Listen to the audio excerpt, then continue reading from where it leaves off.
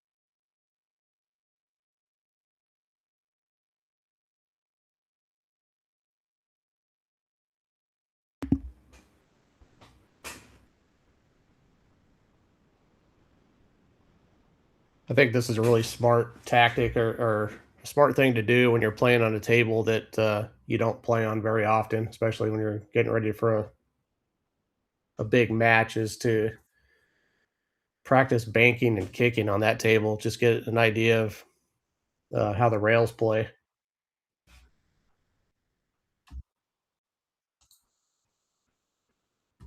So, yeah, it's even it's nice to throw out some balls and hit them, but yeah, you don't really forget how to pocket balls necessarily. And this table plays probably a lot more forgiving than Rob's home table, but getting accustomed to the rails will help you stay out of trouble. When your other the team's playing safe on you, or you got to bank a ball, something like that.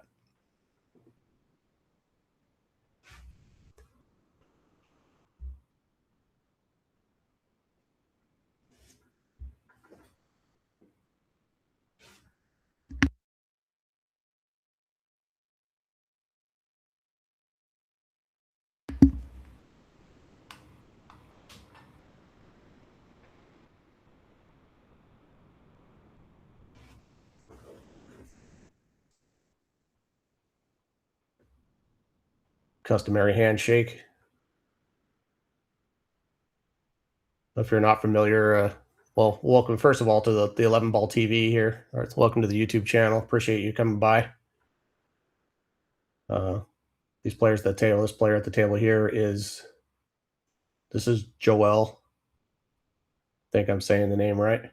And the person that was doing the lag on the right side was Rob, 11 ball Rob. He's the founder of this YouTube channel.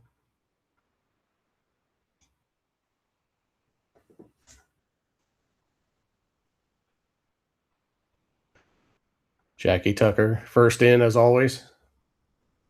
Most reliable viewer.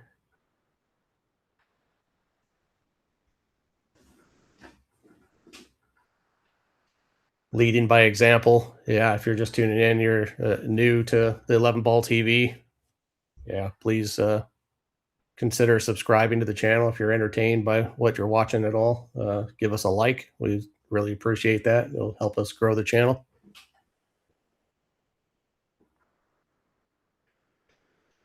Also, we just passed the 500 subscriber mark not too long ago. Looks like we're at about 535 now. That has opened up the super chat feature for us. So if you see the little $ symbol next to the chat window where you would like to type a message, if you would like to support the channel by sending super chats or super thanks or stickers, it's super helpful for us, and we'd be very grateful.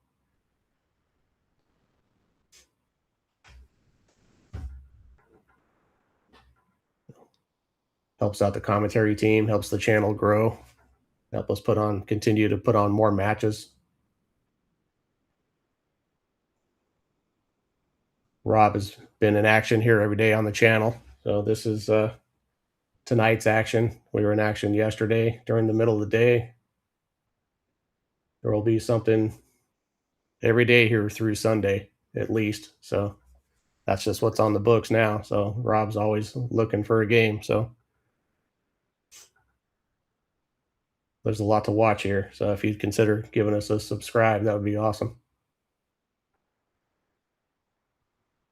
Very nice break.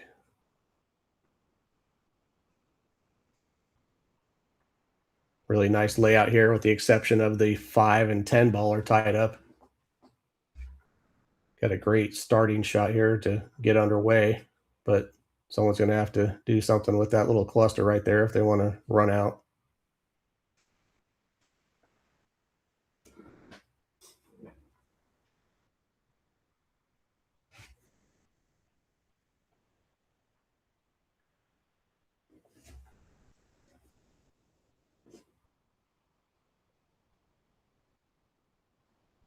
I believe this is Carlos at the table.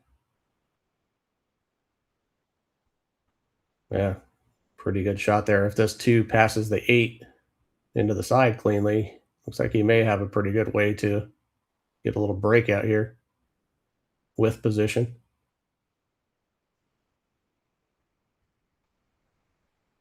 If the 2 doesn't pass the 8, you could play the combination with some pace, and that 2 ball should go into that cluster.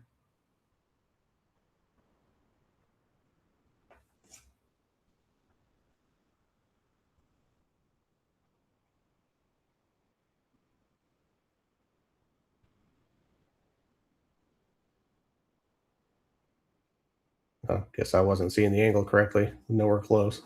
Looked like he was much flatter than that to me.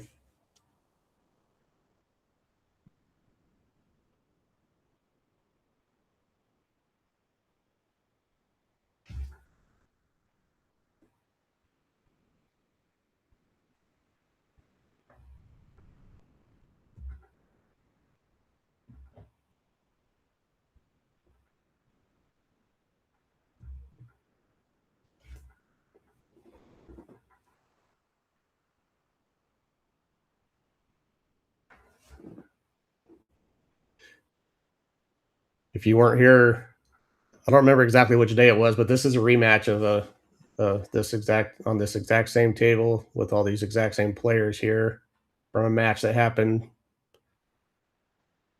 a few days, less than a week ago, I believe. And the match went hill with Carlos and Joel taking it down.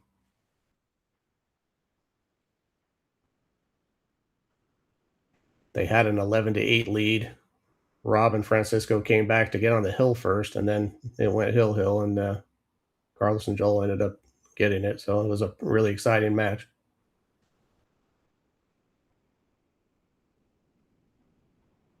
Okay, good angle here to go 2 rails forward. Oh, came into it real flat. Almost as if he hit rail first on that shot, which I think he probably did.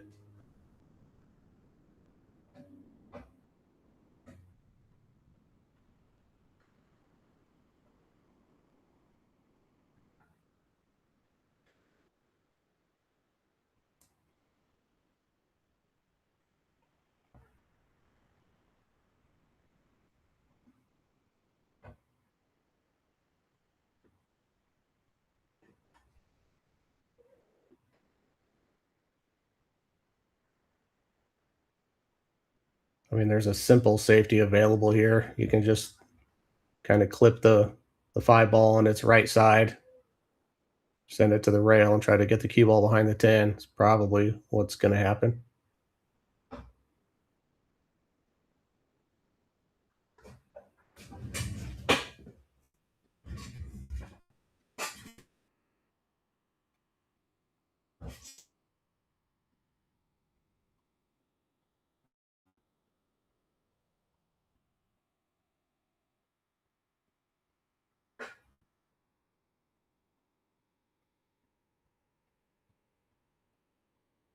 No, went with an aggressive option, kind of a two-way option. So I just left a look at the 5 ball. I think this is going to be Francisco coming to the table. The shot appears to be makeable, not very easy.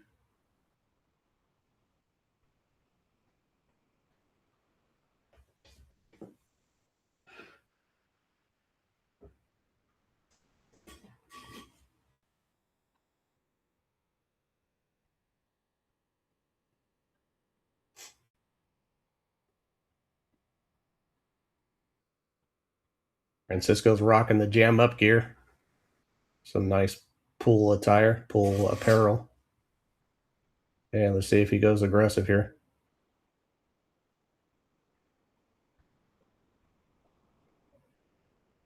He did. Made a nice shot. Well, yeah, nice pot. Hooked his partner. That was a little bit soft.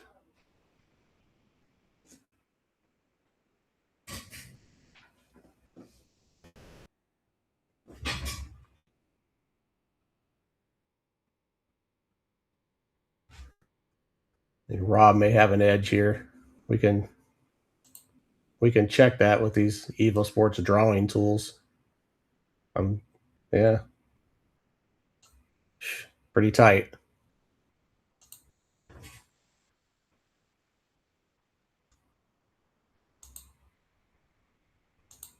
Go ahead and change colors here.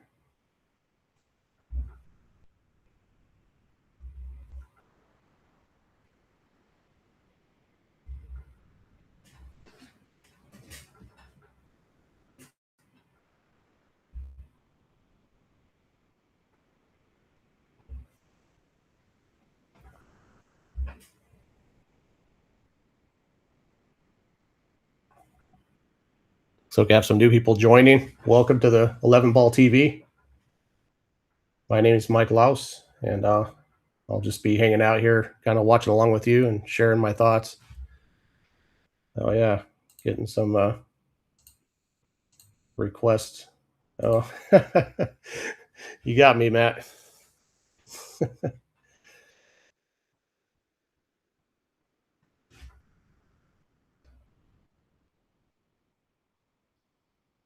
We do not have an overhead camera. That's the joke.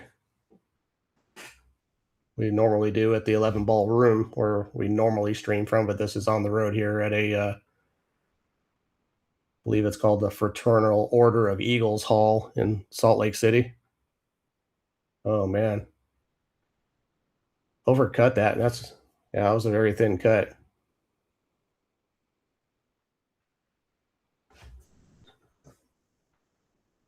The overcut there caused the scratch. I think he was intending to send his cue ball into the long rail. It would have had a lot of pace on it and been kind of flying around the table. This table is pretty springy from what I recall from the last matchup here. It's pretty quick. The rails are very responsive, pretty fast.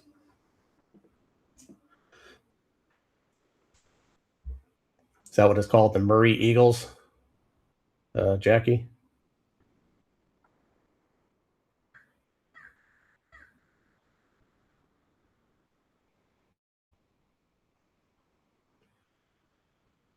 Well, he's got his partner a little on the wrong side of the 7 to make this, super easy. So probably going to be playing from the 8 to the 10, multiple rails, if I'm seeing this right. Yeah, he's all right. Thought he was going to be going up table just a little bit. This should be fine. Probably just clip this in with a lot of loaded up with some right English, try to fall pretty straight in on the 10 in the upper right.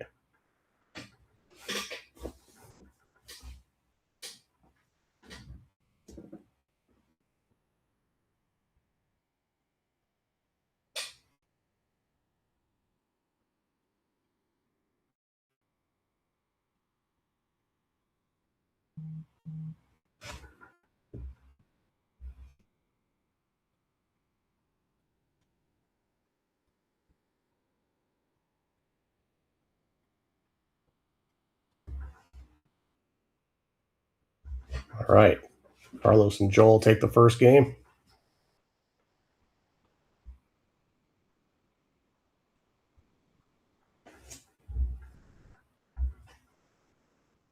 How's everybody feeling tonight? You guys, where are you watching from? Let's be curious to see that in the chat. Our last stream, we had some international folks. We had someone from India, someone from Scotland, and somebody from South Africa.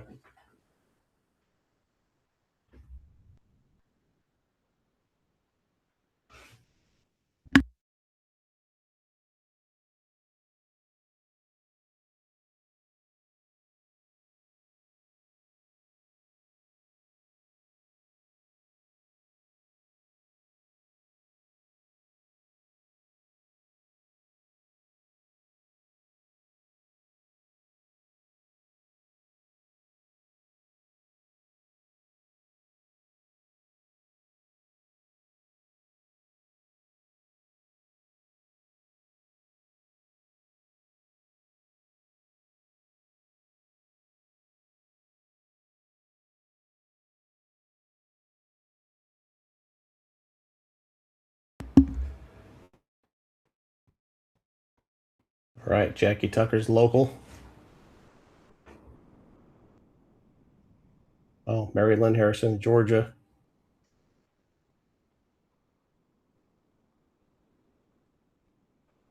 That's Rob's mom. And a reliable viewer as well, very faithful viewer and a very generous supporter of the channel. Thank you very much.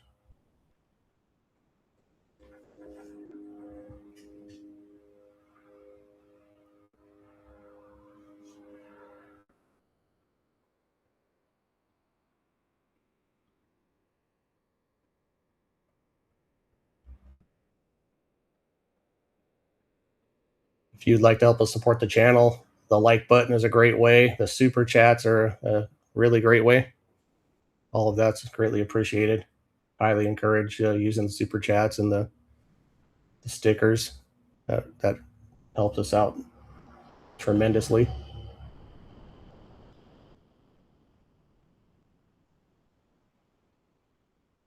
Okay, we got a dry break, I think, or a dry break and a push out.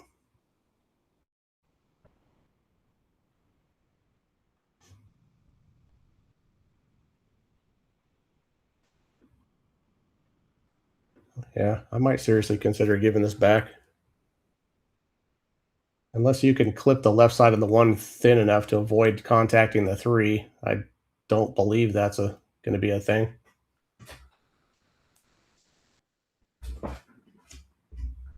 Matt Walker, the nomad. He's all over the place. He's in Utah. He's in Idaho. He's in Wyoming.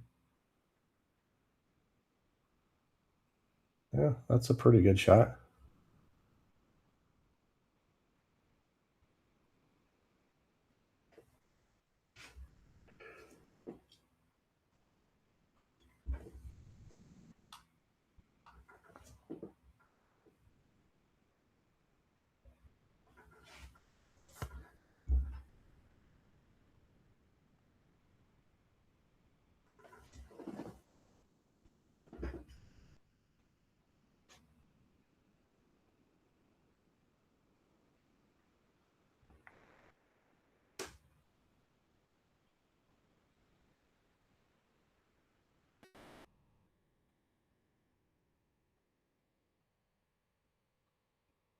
That was a nice attempt there to get that cue ball behind the cluster at this end of the table. Probably didn't expect that much travel out of the one ball. The four ball came back and knocked it to the other side. That would have been a great safety. That was kind of an unpredictable bounce there. This shot is probably makeable. Don't know if the two is makeable after that, so I don't know if there's a lot of reward for going after it. What Works Garage? What's happening, buddy? It's my longtime bestie, Joe DeLeo.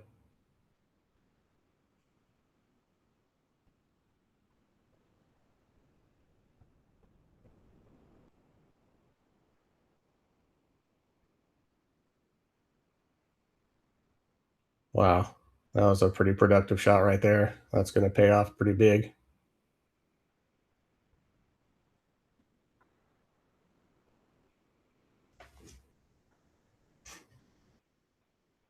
excellent pot, great cue ball, great breakout. Turned out really good. So this table's, with the exception of how fast it is, this cut is a little bit thin and the table's really fast. Again, the rails are real springy, so this ball might might have to really trickle it,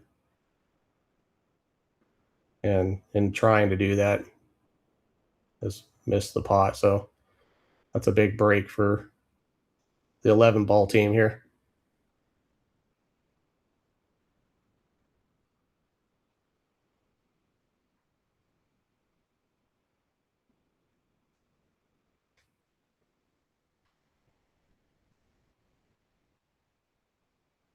Matt Walker, traveling lover.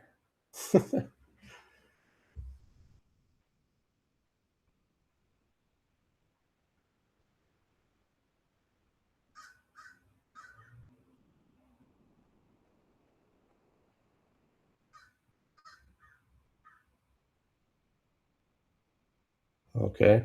Pretty sure that short side wasn't the plan there, but that's okay. This is pretty thin.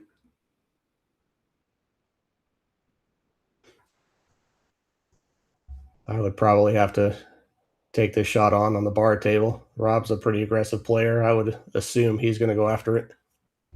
He is not. My assumption, again, is wrong.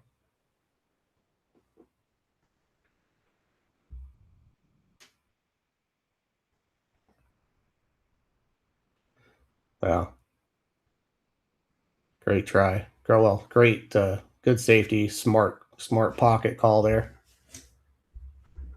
This is a very tough safety here. Probably going to require some sort of a Z kick.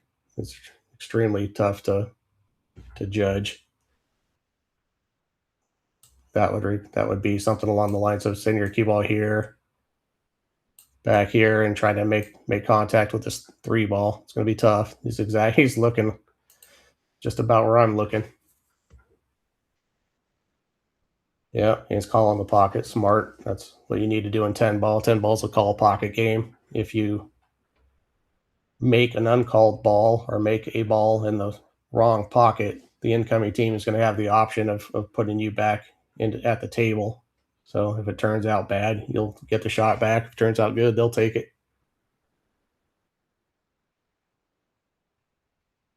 These are extremely hard to judge. The ball is pretty big, so okay, just right around it.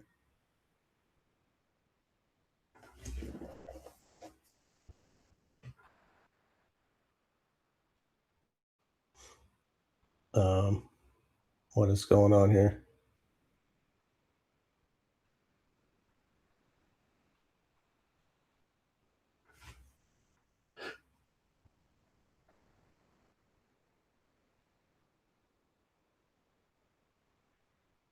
Well, I'm assuming he's just planning for the future here, trying to find out where he wants his cue balls, trying to measure if the four passes the nine. Looks awfully snug if it's that close.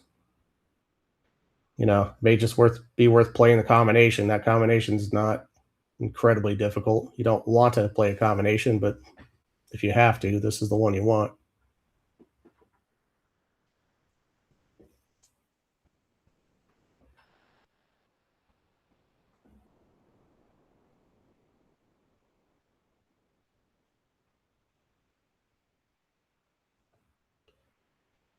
It wouldn't be the worst idea in the world for him to say set up to cut the three in the lower right hand pocket and try to run your cue ball.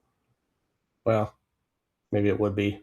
I was thinking to run the cue ball into the nine, play the four, but I don't believe it passes the eight into the side, so never mind that.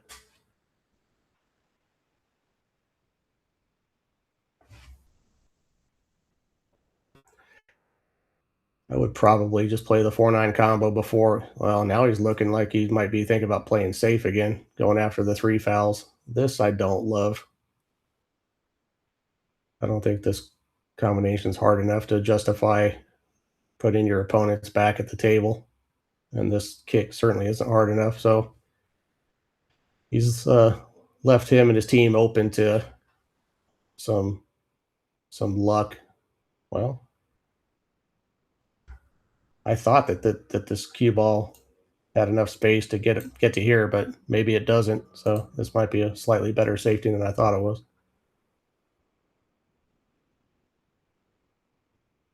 Okay, well, he's got to bend his cue ball quite a bit, so this is difficult.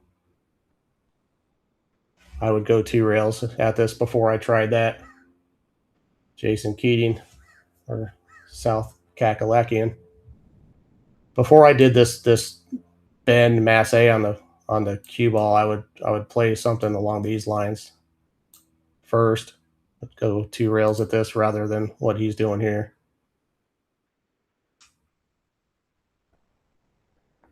You can't hit this shot with any sort of pace. You need to hit it soft for the bend and the spin to grab the rail. So you're not likely to get a lot of separation between these two balls. Be pretty fortunate if he ended up safe here in some sort of way. I haven't seen if he's called a pocket. I kind of doubt it. I don't think there really is a pocket for this ball at this speed. Well, so he did call that pocket. That's incredible. Might be the greatest shot I've ever seen. Oh no, he didn't. This is Rob. Never. I thought this was his partner coming to the table. So he did not call the pocket.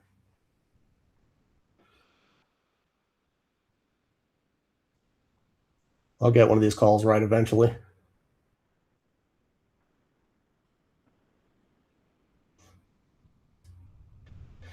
Eesh, this is very risky right here. He's looking at kind of slow dragging this cue ball up and trying to tuck it in behind the 9.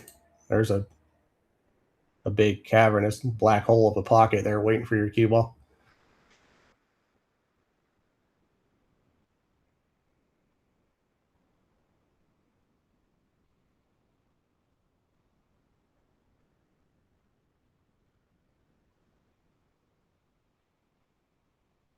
Pretty good try. Pretty good result, too, with that 7 ball. May even have him hooked right up against the 9.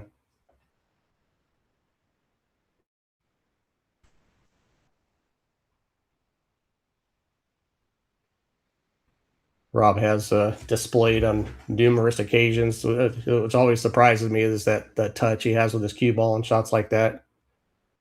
Generally safety shots, drawing his cue ball, stunning it over a couple inches with a little bit of draw back right behind other balls. Like his touch on those types of shots is really strong.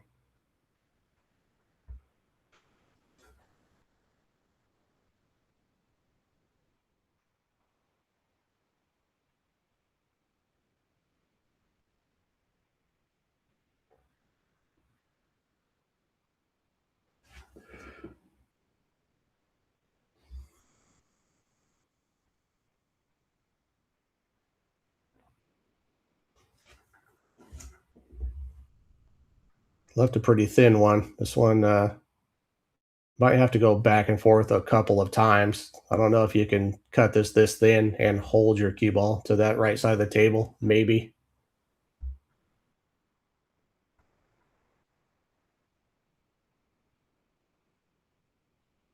Maybe it's not as thin as I'm seeing here, so might not be so bad.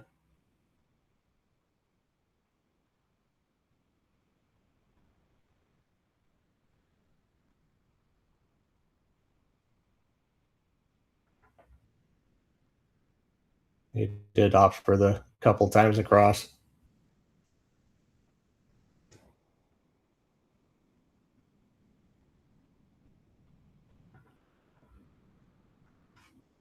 He's left it really nice here.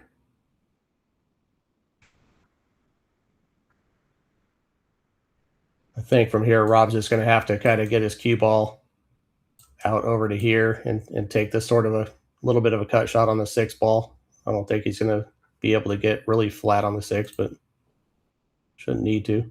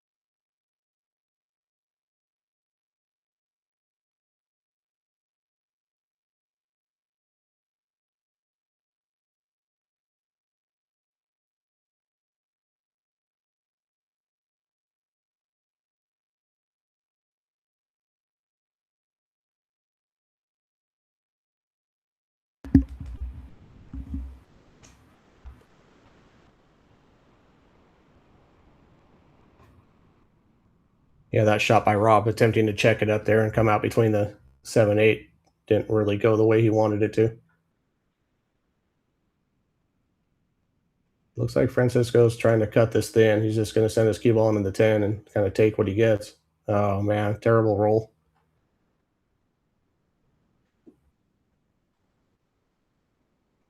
That's going to be 2-0 here in just a couple of seconds.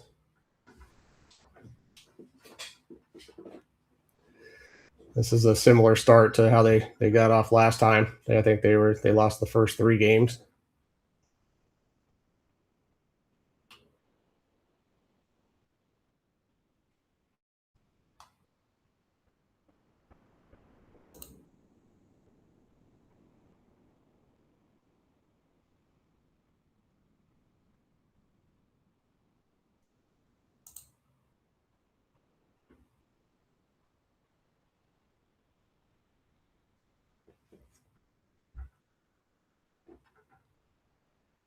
I just looked up this is rematch from a match that happened last Thursday night. This is on the 11 Ball TV YouTube channel. If you want to go back and check it out, there's quite a few videos here where Rob's in so much action. He's building up quite a library in short order.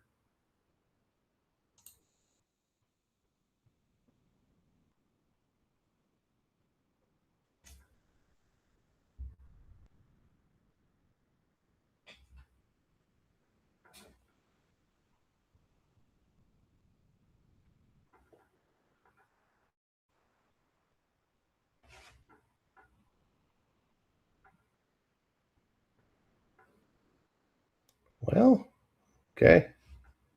That's why there's 6 pockets on the table. So he overran the one he was playing for, but that's okay.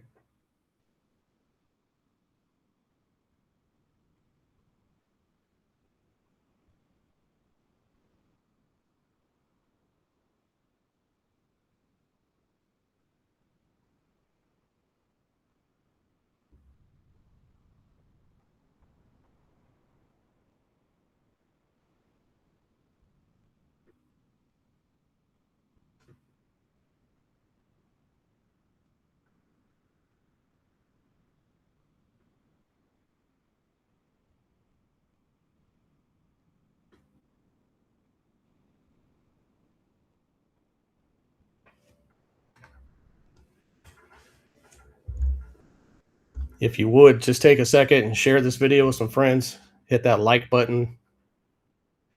If you're enjoying this match, please consider subscribing to this channel. We recently passed 500 subscribers. We're at 536 currently or so. We encourage you to subscribe, and we'd love to get to 1,000 here. The 500 mark opened up the super chat feature for us. That really helps when supporters use that super chat feature. That'll allow you to highlight your comments in the chat if you want to post a pool related link, or any reasonable link that's PG-13 or better and not political. We'd encourage that by using that super chat feature. It'll get highlighted and pinned in the link for an amount of time that depends on the size of the super chat you purchase. Helps our channel tremendously. Okay, pretty nice break right there.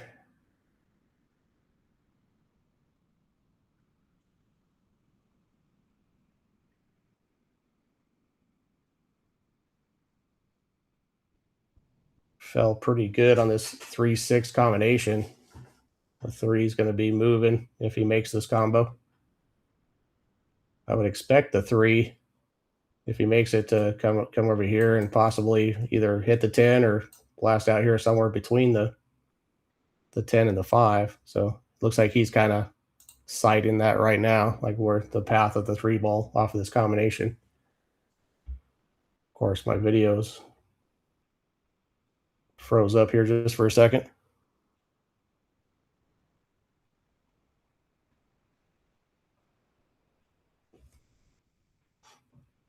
Michaelis. Welcome back. Good to see you. Another active participant in the chat. I think he was probably here for this last match. Yep. Hopefully. We love Hill matches.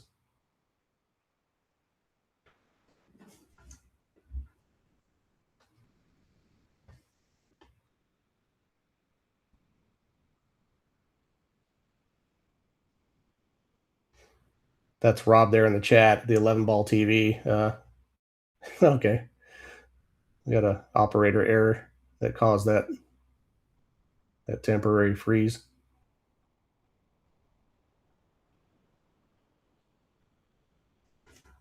You probably could have used another 6 inches of roll or so out of that one. Looking at it like it's not too much of a problem. He still has the correct angle, it looks like. He may be drawing back into the 10 or stunning up just next to it. Yeah, that's probably game over.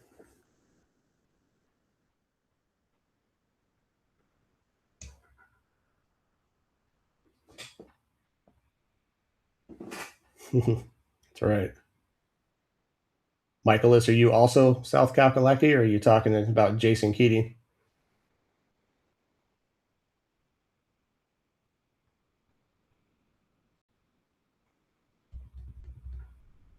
Okay, pretty good angle there. Just go forward. Probably going to bounce out somewhere like this.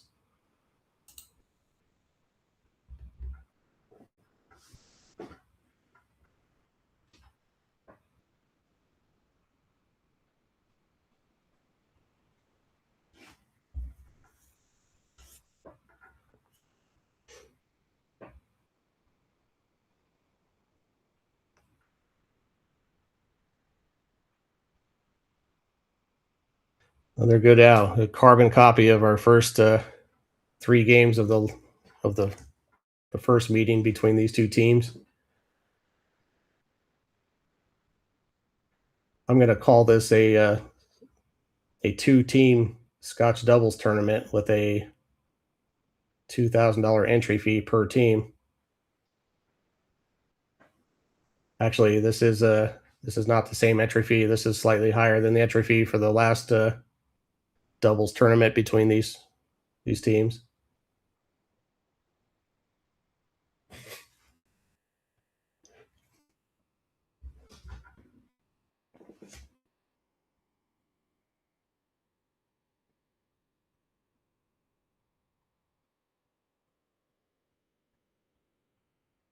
I would love to have audio from the table side right here. Last time there were a couple of mildly animated conversations.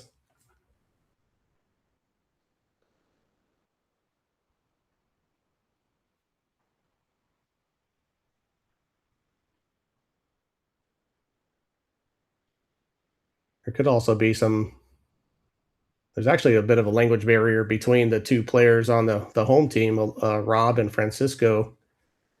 Francisco is a Spanish speaker. He, as far as I'm aware, doesn't speak much English at all. I don't think Rob speaks much Spanish at all. So there's not going to be a lot of discussion about strategy between the two. They're just going to get up and do what they do and do their best. They played pretty well together to the end of the last match. The early part of the first match was riddled with some errors by both teams.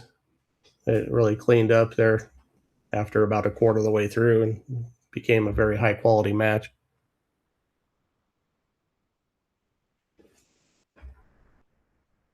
This one has started off much more high quality. It's both teams getting the look. I don't think there's been any break and runs yet, but there's been some good tactical play here, good safeties, good kicks.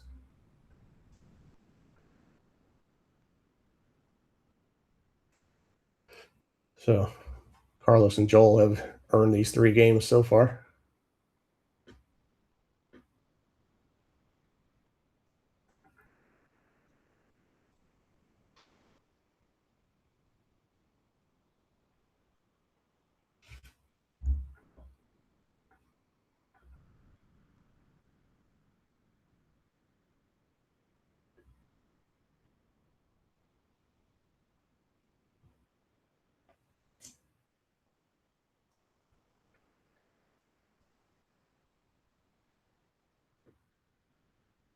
If he could draw this back a few inches and get real straight on the 4, that'd be ideal. If not, he could stop it. He could run his cue ball into the 9 and still have a pretty playable shot on the 5 that's on the spot with a nice angle for position.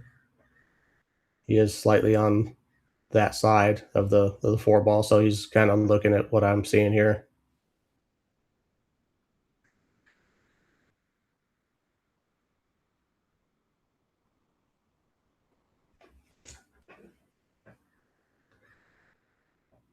He doesn't want to do is park his cue ball right up on top of the oh, that's this is really good.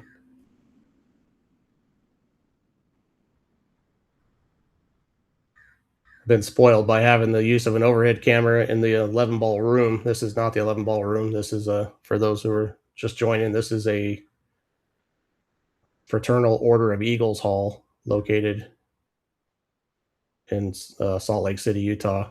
This is a 7-foot diamond bar table. Looks to have just normal 4.5-inch pockets in the corners. So probably see a lot of balls around here. Francisco is in the neighborhood of a 675 Fargo. Rob is about a 563, I want to say. Carlos is about a 650, and Joel is about a 600. So these are all players who are capable of running racks on a bar table.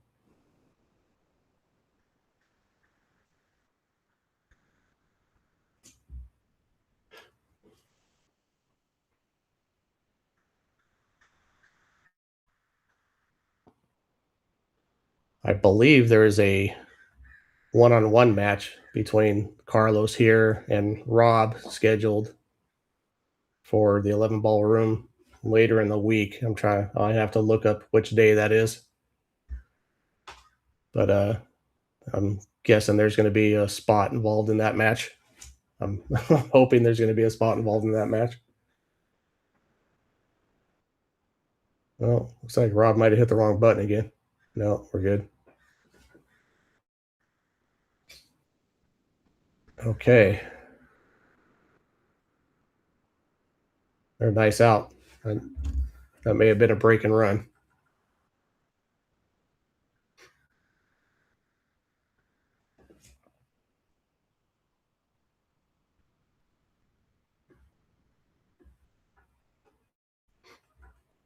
If I disappear here in about an hour or so, that's going to be your indication that I've won the Powerball and or the Super Lotto. So I apologize in advance because I'm feeling pretty good about it.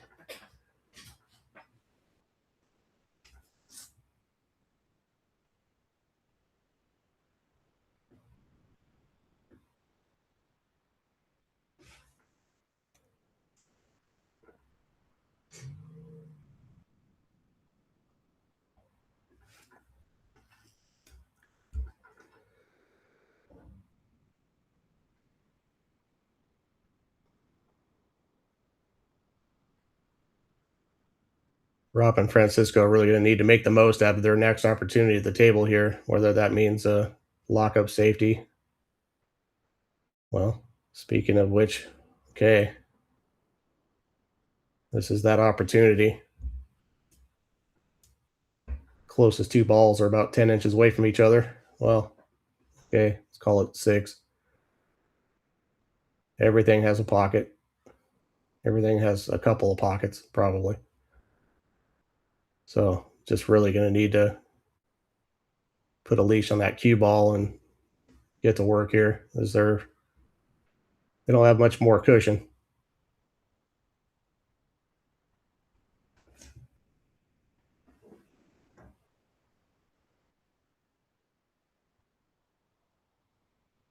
Can't see the exact angle. Looks like he may be able to draw into the 8 ball. Eesh. Or not. So maybe he has too much angle for that. If he's looking to fall in that little gap there to shoot what he was just looking at, this is going to take a very controlled shot. It's not easy. Maybe draw into the 7 ball.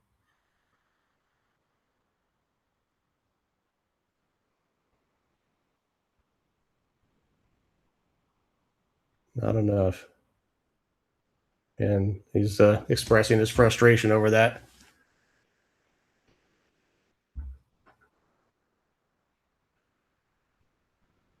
He's going to need a good hit here and a little bit of fortune.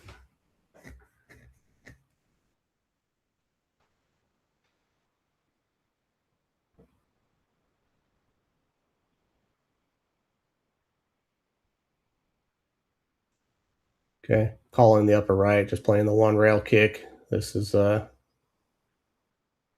not going to come with any sort of position on the three ball if he makes it.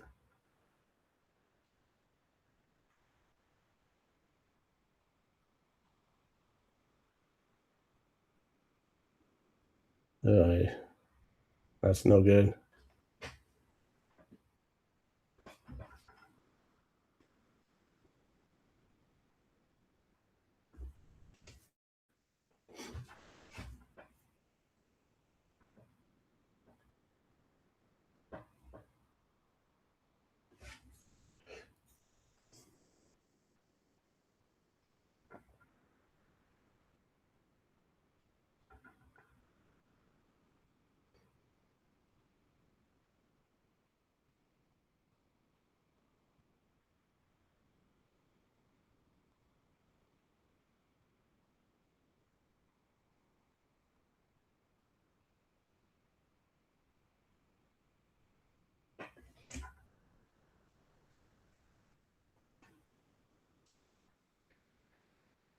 Yeah, you see he's planning a few balls ahead here.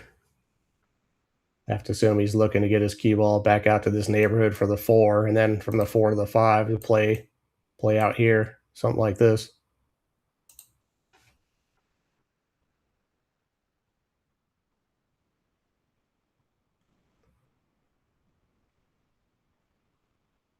It's fallen just about perfect for that plan right there. You would love to get just dead straight into the left hand side pocket, maybe from here.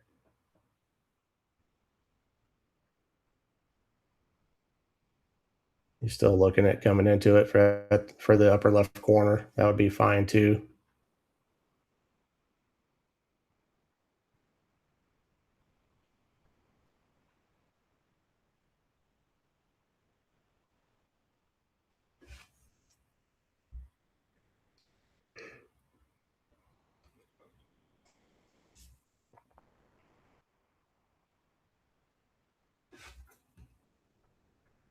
Hard for me to tell if this five passes the seven in the corner. If it does, they're still in pretty good shape.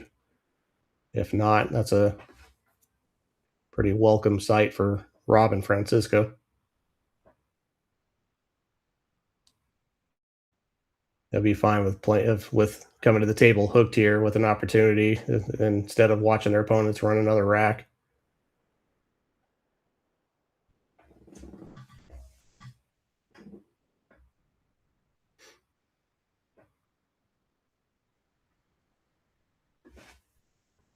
Okay, well, this is awkward queuing at least.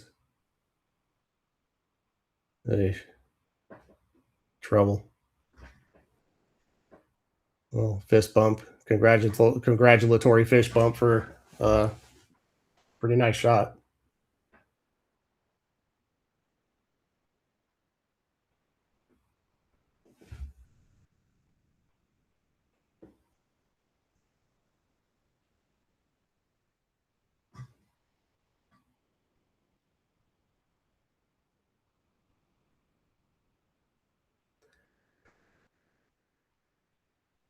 That was not the purest stroke I've ever seen. He's gonna have to make a bit of a shot here. Just probably gonna draw his cue ball off to the right hand long rail and back out.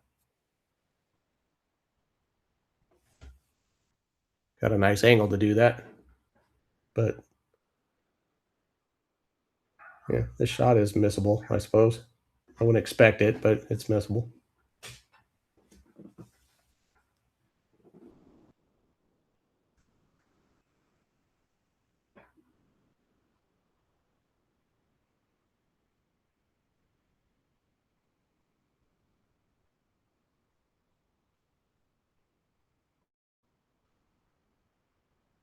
Okay.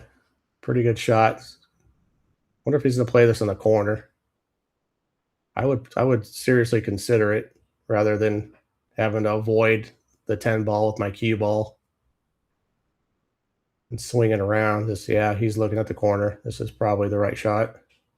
Real natural position. Not a very tough shot.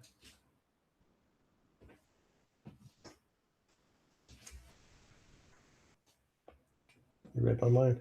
Do you want a glass of ice? No?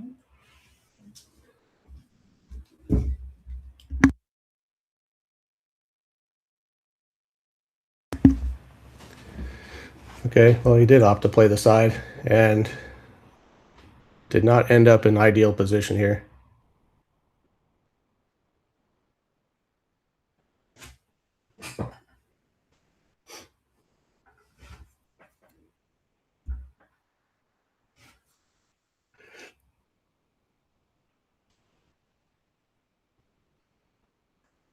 He's either going to have to load this up with a bunch of inside English or swing it, 3 or 4 rails around the table with some outside English.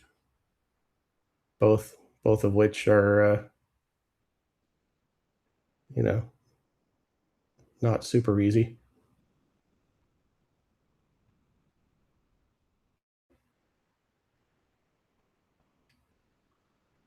Looks like he's going with the inside English option, I believe.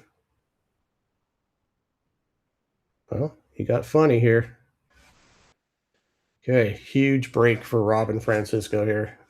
They may not love their next shot, but they're going to love the fact that they get one.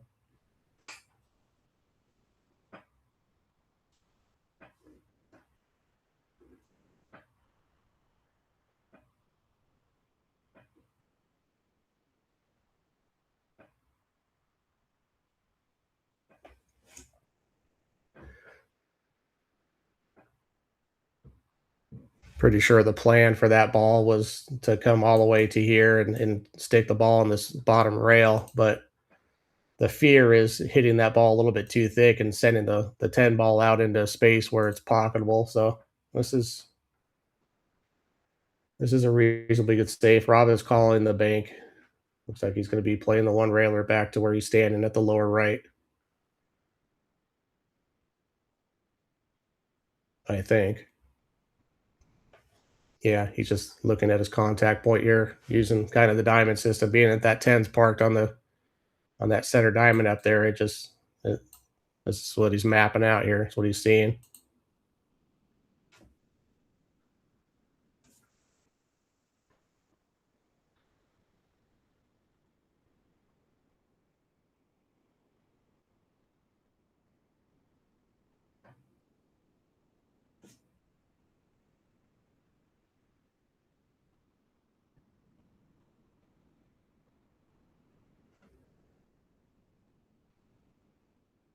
Look, this hair wide. Looks less than thrilled. See the bad news? Yeah, it's pretty bad news. I'm gonna make him shoot it for sure, but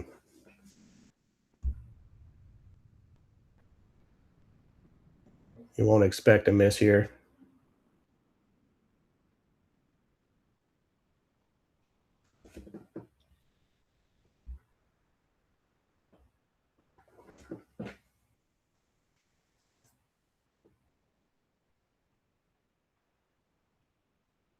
Right in the heart. Okay. Well, it was a good attempt at the bank shot. That's a pretty difficult bank right there. Not the highest percentage shot. I don't know that there's too many people who are a big favorite to make that. Made a good try at it.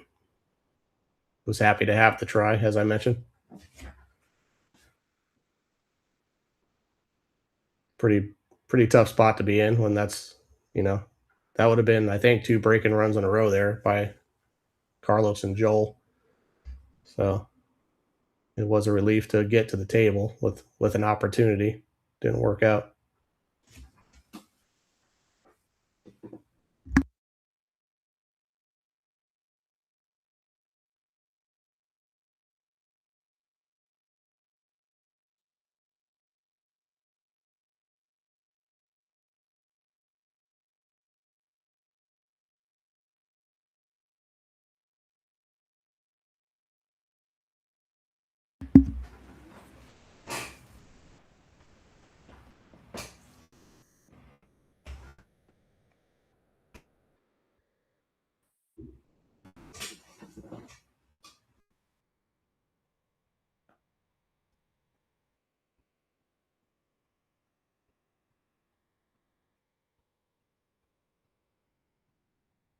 Okay. Dry break. 3 9's a mess.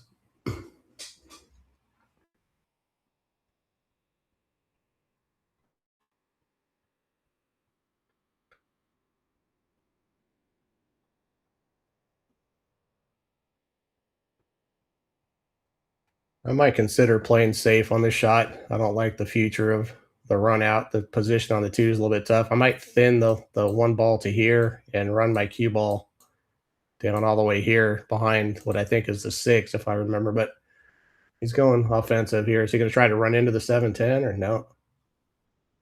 Okay. Well, he's able to clip those balls. Okay. It's a nice shot. Rob now has a chance to cut this in, and he would be hard pressed to miss these two balls. So got to watch out for a similar scratch to what Francisco had off that 10 ball a few racks back. Don't want to hit the top of the 8 ball and with a lot of pace here. So I just hit this pocket speed, go into these balls, see what you come up with. Ooh, that scratch was dangerous, but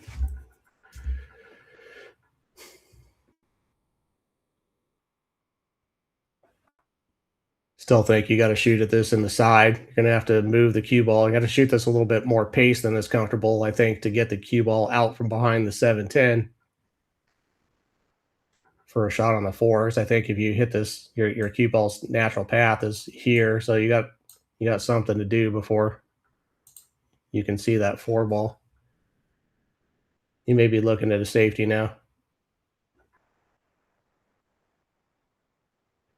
No, he's calling he's going to play the 3. He's playing safe. I think he's going to try to run his cue ball maybe into the 9, and he's calling the 3 in case it goes off the 5. I think he's shooting the 3 towards the 5. I could be wrong, but that's what I think he's kind of lining up. Maybe he's just stopping his ball, but he's thinking the 3 might hit the top of the 5 and go in that upper left-hand corner. Look at this. What a shot. He called all that. What a beautiful shot. That's going to be a confidence builder. That was beauty.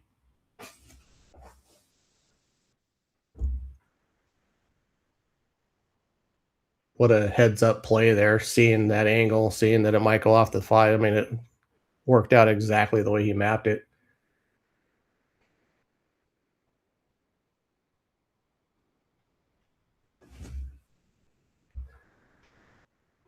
Rob should be looking to play his cue ball up here off this rail. He may end up checking it up with a little bit of English, trying to get a little flatter on the 5 ball. Not sure, but you don't have to do much more than get out in the middle of the table here.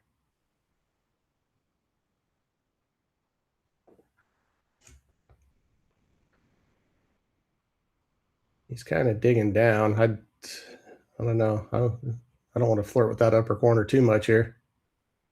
Okay, he went into it. That was great. That's a good result.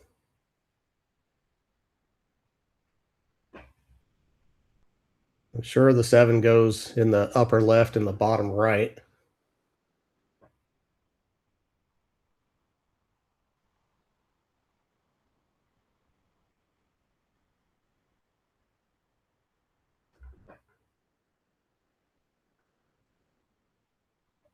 If that's the case, I don't think I would try to hit it coming off the 6 ball or something like that.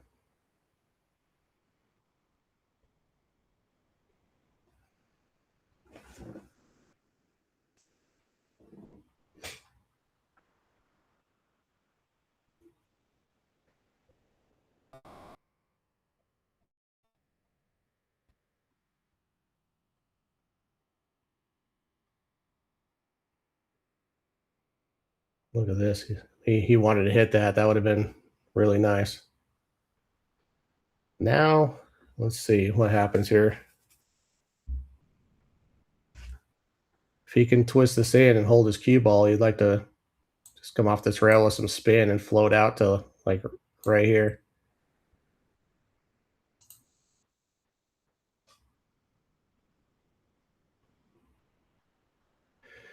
If he can't hold it, I can kind of see a path where he try to come off this rail, come up here, and come back for a shot on the 7 down in the lower right.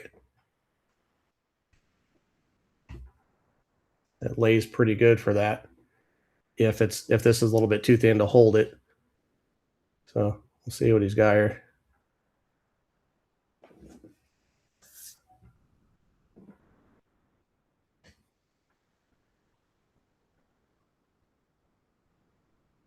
I hate babying balls super soft on these tables. You hit that one really well.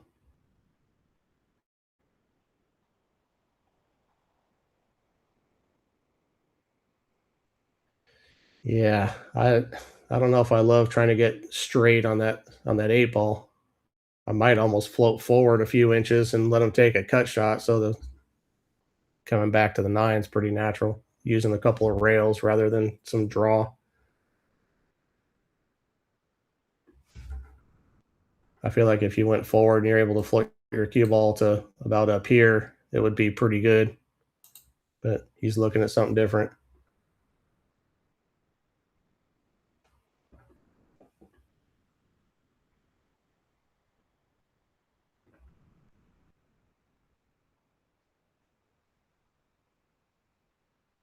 Okay. It kind of looks like if you hit this to the center of the pocket and draw it, your cue ball is coming straight back at the 9. That could be touchy, and you could catch a bad roll if you try to bump the 9 and separate those. Things can go wrong. And if you try to cheat the pocket to miss the 9, then you risk you risk missing the 8 ball. That seems silly, but if you try to do something weird here with any sort of pace, you could stuff this 8 ball.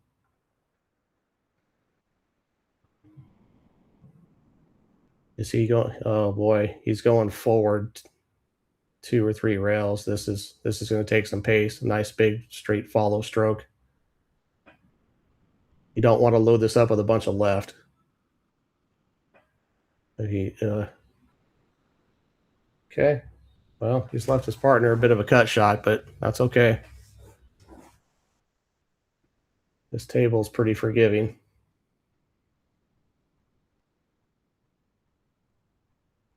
I kind of sense that Francisco is going to just run his cue ball up table and maybe back down for a shot on the 10 in the side, maybe.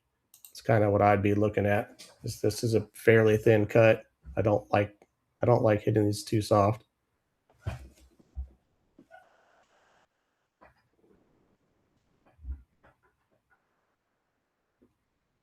If you're going out of your way to hold your cue ball, you might have a mental tendency to undercut the ball a little bit.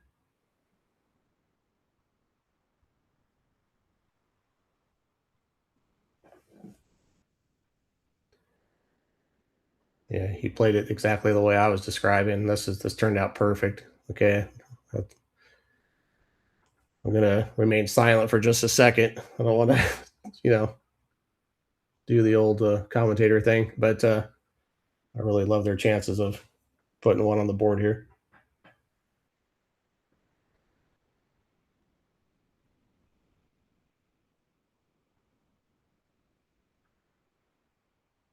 All right. Good out by Robin Francisco there. That was a really nice out.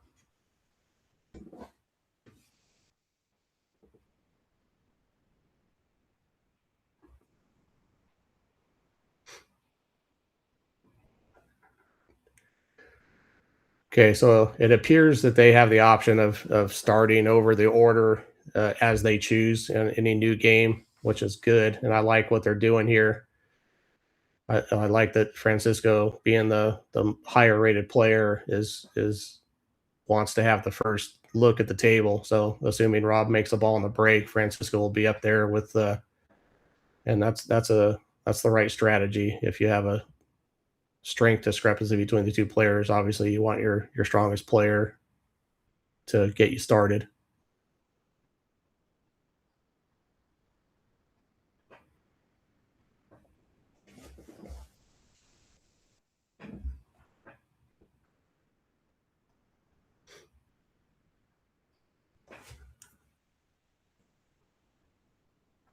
I want to thank everybody for tuning in. We've got just about 40 people watching. That's awesome. Thank you, everybody, for stopping in here on a Wednesday evening and sweating this with us. It's going to be a fun one. Got off to a shaky start for the home team, but looks like they're they're getting their stuff together right now. If you could take a second, subscribe to the channel, please consider hitting that like button. That would help us out tremendously. We have super chats now after 500 subscribers, so those are incredibly helpful to support the stream. If you use that super chat, you can post something in the comment section in the chat, and it'll be pinned and highlighted. You can post a link. You can, if you want to support the channel, that's an excellent way. It'd be greatly appreciated. Okay, we got a ball down. Rob was saved from a scratch by a collision with the 4-ball, I think it was. They do have a shot. I think that there are no early 10s in this game, so the 10's going to be the last ball down. So if they need to make a 2-10 combo, for instance, say Francisco's mapping out the or is this what happened here? Oh yeah, this is Francisco. Okay, yeah, he's mapping out his path on the cue ball. Looks like with a nice high ball that he drops right between the 6-9, comes back up table. So I would probably be aggressive here, try to come up, if I could, say into the 7-ball, and then choose between a 2-10 combo and a 2-8 combo to keep the run going. He did not do that. He's playing safe. I like staying aggressive on the bar table. It's just too hard to get ball in hand. Anytime you turn the table over to your opponents, you risk them getting lucky somehow, safing you back. Playing safe doesn't guarantee you anything.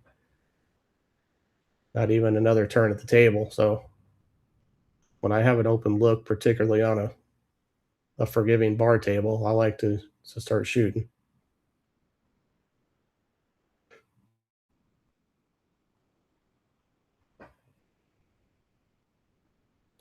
Okay, well, that's good.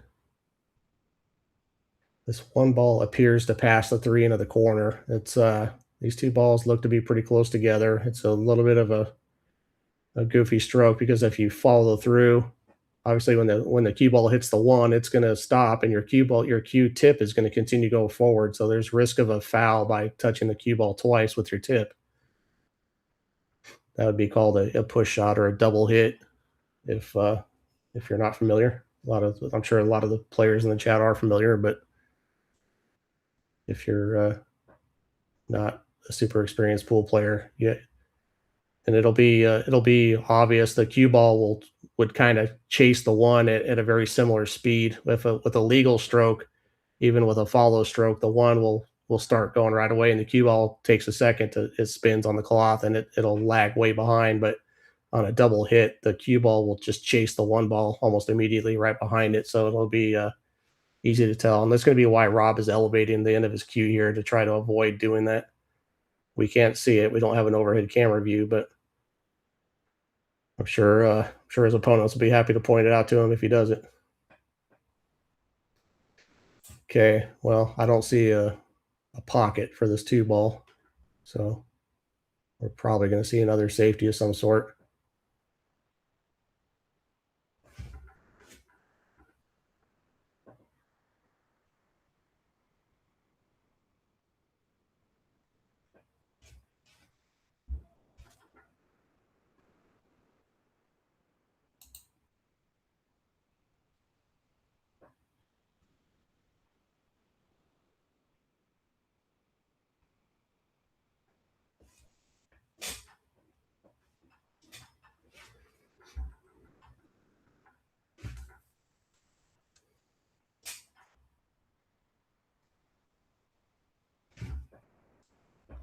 If you're finding this entertaining in any way, we would really appreciate if you'd hit that like button. That helps us out a lot. It's helps us get our videos out to more viewers in the feed. So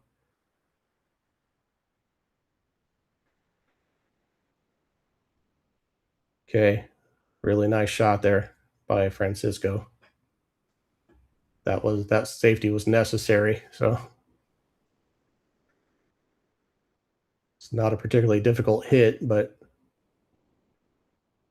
see, hopefully they earn themselves another good look here. I'd like to see a really competitive matchup. If you are just tuning in, this is a rematch from a match that happened last Thursday night, 6 days ago. And that match went hill.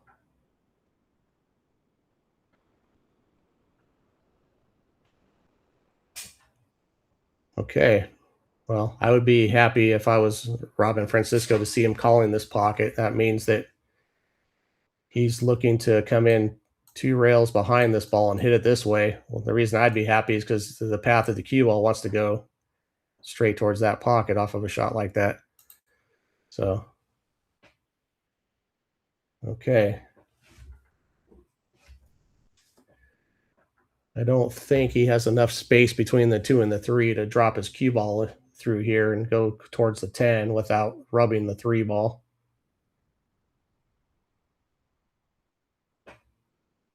Could be wrong. His camera angles are somewhat deceiving. It would also make it super difficult if the 2 is frozen to the rail. It's very difficult to avoid a double kiss here. You have to hit this 2 really thin on one side or the other to avoid a collision back with the cue ball if you're trying to cross over it. So see what he does here. He's in an awkward spot. Yeah, that did not work out well at all.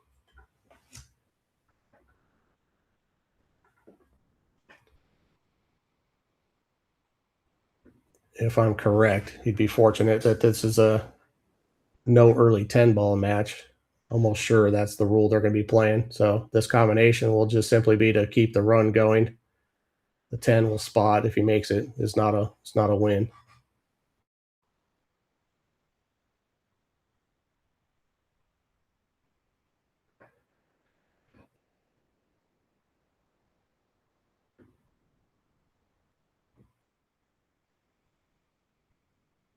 Well, he lost his cue ball a little bit. This may not be really makeable.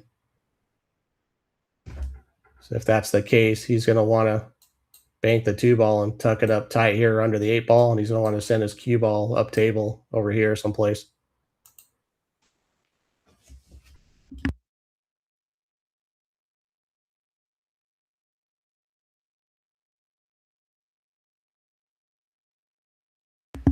Or that, even better.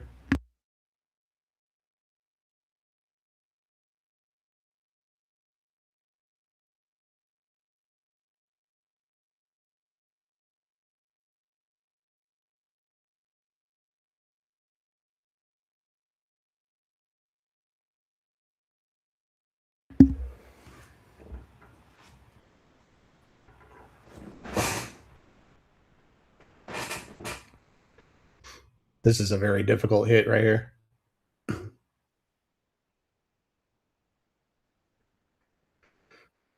He's looking at 1 rail. He's going to have to load this up with some right English to check it. The natural path wants to go up here, but the right English will stiffen it up here, and he's hoping to make a good hit. He's called the 2 ball in the lower left.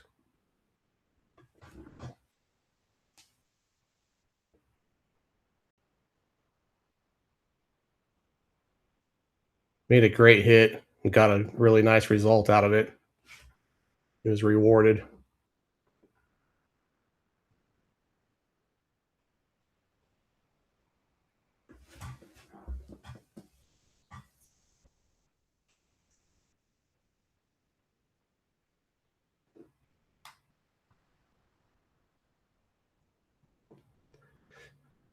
I think he's called up here. You got to watch out for a scratch on this shot again. Your cue ball can go up here off a hit like this. In close. Okay, he's left an open shot. Another big opportunity for Team 11 ball. I think we just have a stop shot here.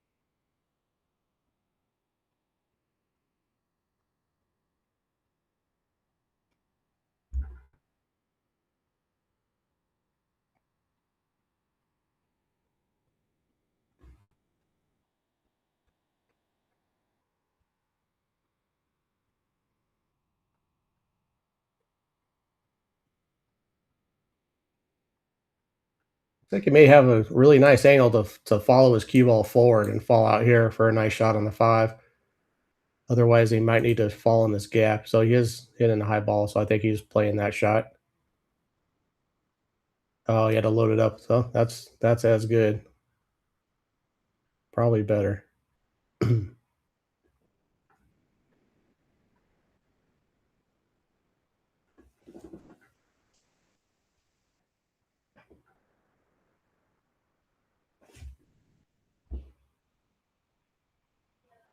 I'm pretty sure he has an angle where his cue ball is going to be floating down this way. So I think he'll probably just roll and try to get himself fairly straight into this upper right-hand corner pocket on the 6.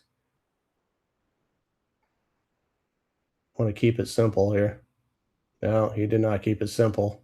This is danger zone. Okay, he fell about perfect. So looks like he had even more angle than I thought.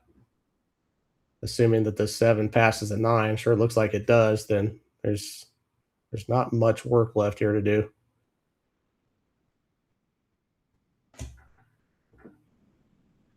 I'm looking at 2 stop shots and then a pretty easy shot on the 8 with position for the 9 on the right side.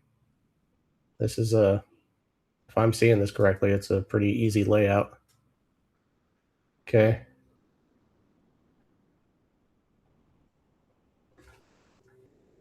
Rob can just stop this ball. It would be a little bit better if he pulled it back a few inches. Don't want to get crazy with it. I don't think you want much more than about this.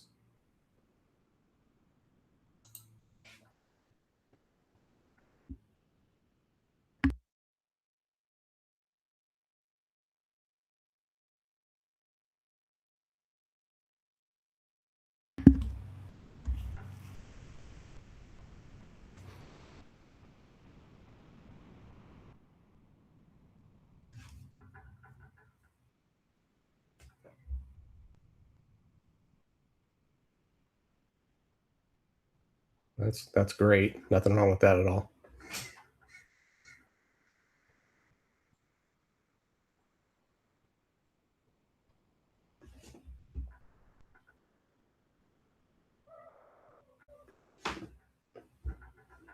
Kind of a big believer in the old Buddy Hall adage that you don't play position when you already have it.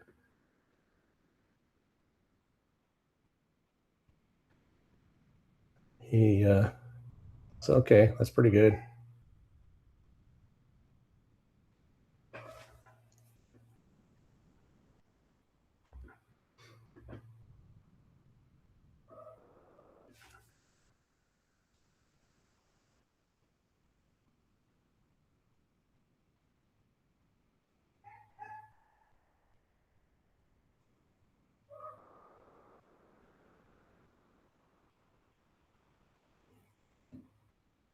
Under hitting this would be the only big error here.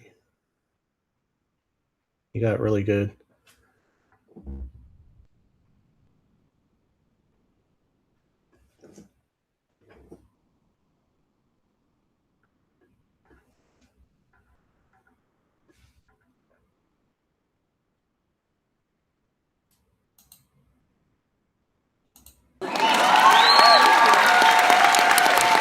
That goes wild.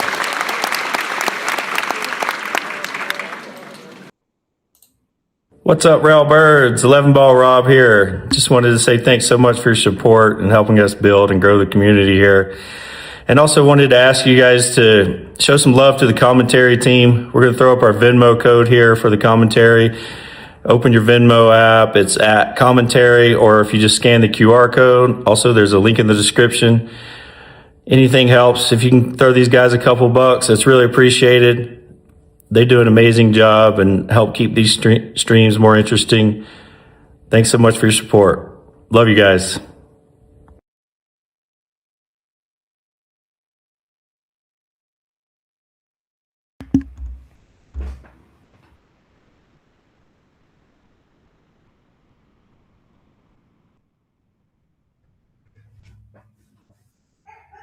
Also, if you're just joining us, please take a second, subscribe to the channel, and hit the like button, turn on notifications. We're in action nearly daily, multiple times this week. We were in action yesterday. Well, we're going to be in action every day here through Sunday so far. That's what's scheduled. So if you subscribe and turn on those notifications, you're not going to want to miss these matches. There's going to be $30,000 up for grabs this week in total. So Rob's putting it on the line to bring all this content. I appreciate him for doing it. It's fun to watch. It's fun to do the commentary. Hopefully y'all enjoy it as well.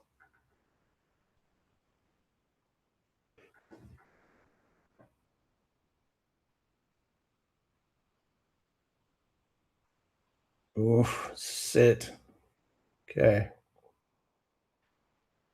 That's a dry break. I think he's got the other team hooked.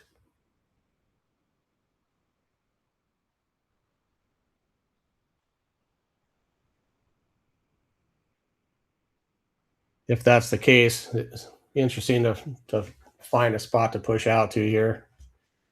I almost think that somebody's going to push out to some sort of a jump shot. I just don't see anywhere you can roll where the one is fully visible, that it's not easy to either pocket the one ball or play a terrible safety, or a devastating safety, I should say. So I'm almost certain that Rob would do something like, roll into this two ball, come down here, or something like that.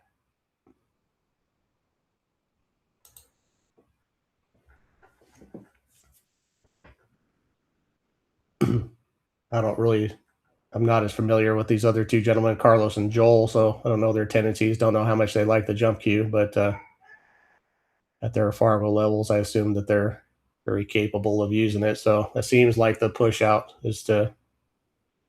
No, he's not doing that. Okay. Well, he did do something like that. So this is going to be a jump shot.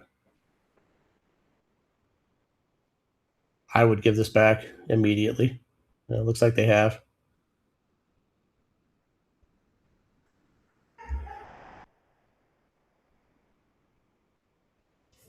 I have to imagine that when someone comes to the table, whoever it is that gets the shot is going to call the six ball, almost regardless of what their plan is.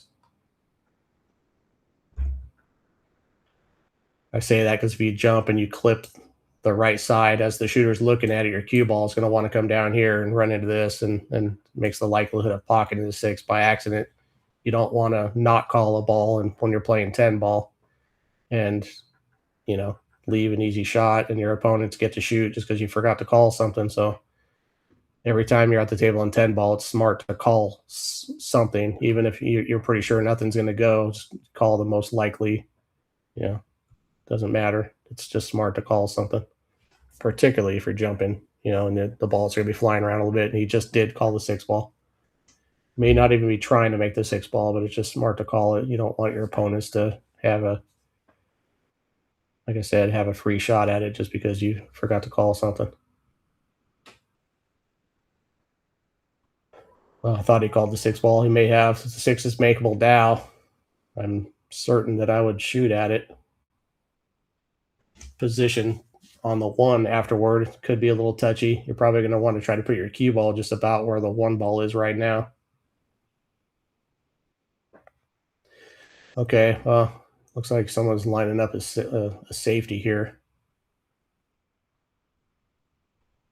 Looks like he's thinking about thinning the one and trying to drop his cue ball in behind this two ball. Not 100% sure, but it kind of looked like that's the math he was showing with his cue.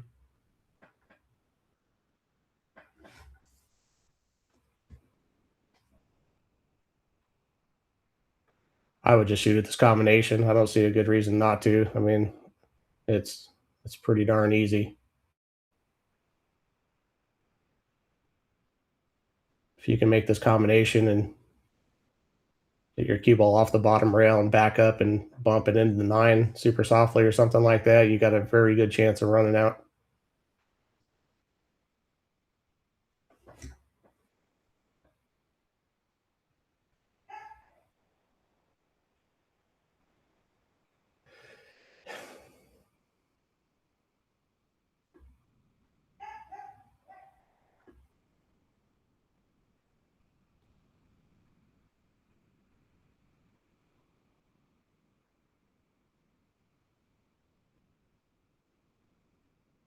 Here we go. Great shot. If the 2 passes the 8, seems easy enough just to roll forward here and play that. If not, you may have to try to draw the cue ball back out to about where it is right now.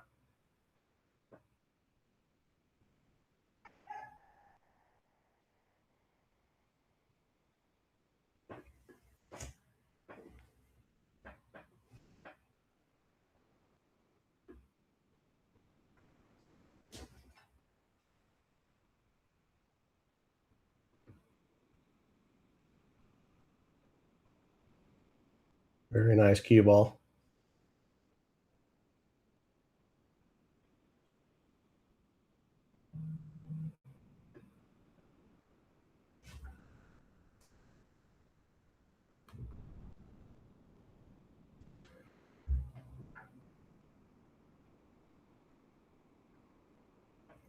Okay, now there's some options.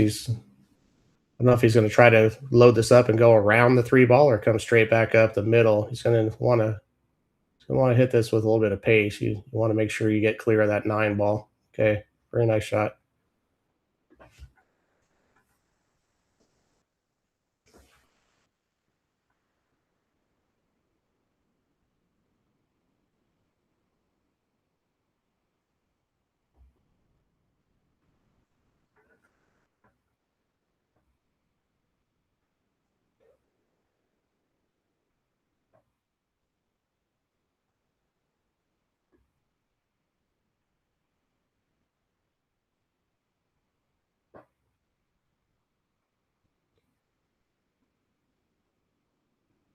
Can't tell what, if any, sort of angle he has here.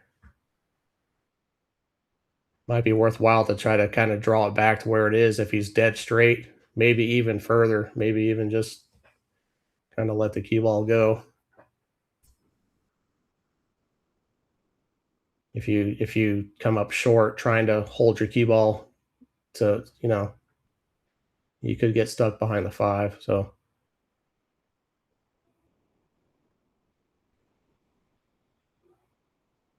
might be worth trying to draw it up to where his elbow is and back up. But okay, he did well. J-Day, how you doing? Another multiple time chat participant, a regular in the chat. Good to see you.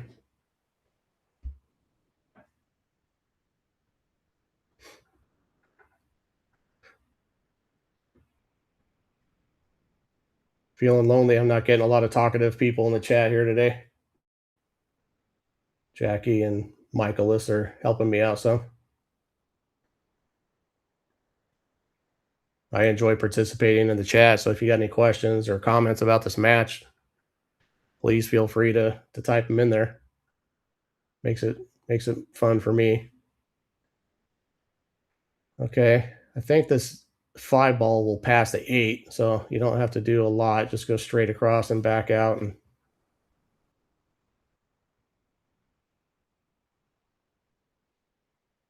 oh no, that's a big miss. Ed Owens, I remember you as well. Good to see you. I forgot where you said you're from, if you have said.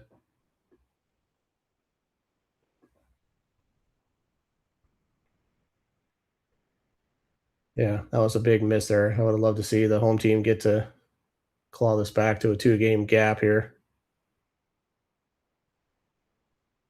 This is actually a pretty pivotal game in the match here. It's a big, kind of a big swing between 5-3 and 6-2 at this point. Oh, you're a local Salt Lake guy. Wayne Swanson the second.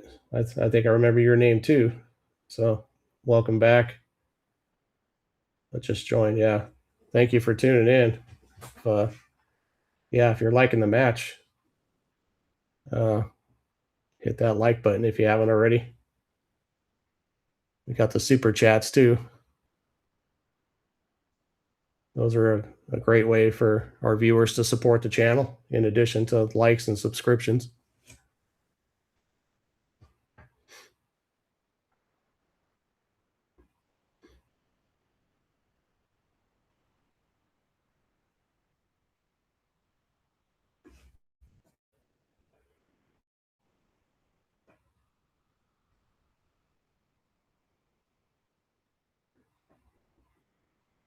They call you Waylon, huh? They don't have to call you Merle Haggard?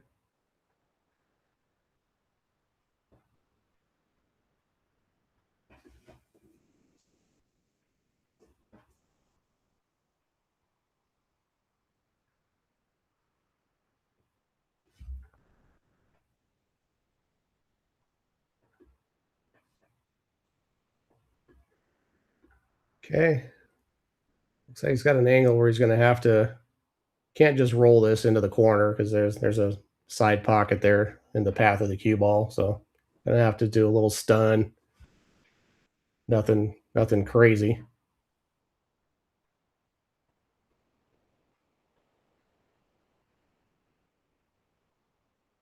Oh.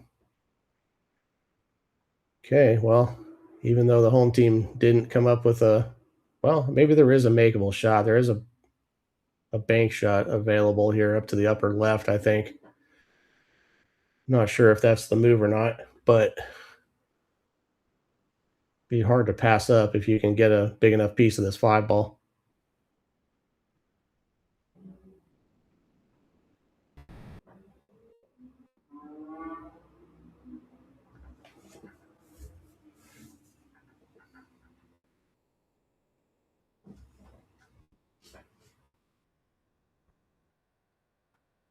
Okay, well, he's loading up with a bunch of inside angle. I think he's going to be trying to kill his cue ball behind the 8. So I'll try to be banking the 5 to the other side of the 10 and park his cue ball next to the 8 here, I think, real soft. That was not soft enough. Okay, well, I think maybe that's about what he's playing. I'm not sure. I'm pretty sure he was trying to get behind the 8, but that's a good spot for the 5, unless I'm mistaken. If that 5 doesn't quite pass the 7, this is okay.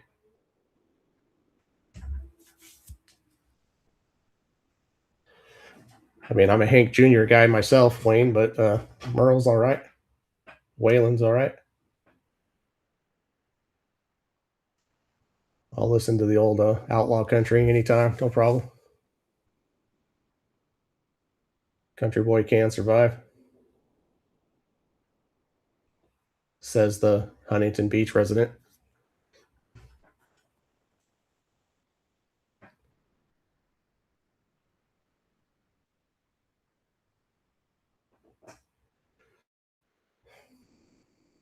Okay, so I don't know if he's attempting to clip this and make the 7, or if he's going to try to send this 5 ball around 4 rails. That's what I'm. Okay, it looks to me like maybe he's thinking about trying to bank that 5 here, here, here, and back over here, and maybe with some forward spin on the cue ball, you could get your cue ball to park up at the other end of the table. That would be a good shot if that's what he's doing. He was going after the 7. He's gotten a pretty fortunate. He might have got away with that less than stellar attempt.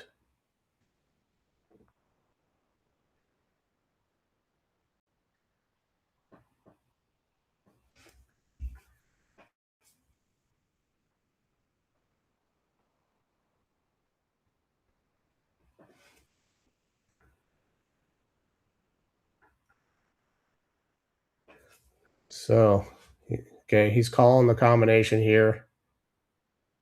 I don't know if he's legitimately playing it because it looks like he might be considering running his cue ball, getting his cue ball off of here with some spin, trying to get his cue ball back and drop it down here. Now, you don't want to do both. You don't want to get your cue ball there and make the combination on the 7. Okay, he hasn't done that. So he also didn't hide the cue ball quite enough. This shot's a little tricky. Not tricky enough for comfort, but you know, there's a chance they're going to come back to the table.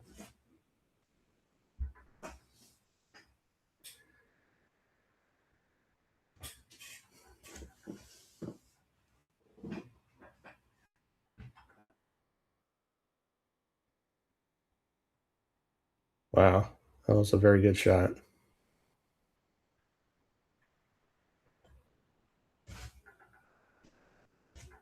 Okay, so apparently there's some space. That's fortunate. If you can go, if you're fortunate if you can just go one rail and back at the 5. It looks like if he's frozen, he'd have to go 2 rails to the short rail and back out this way. That's a little tough at this sort of an angle.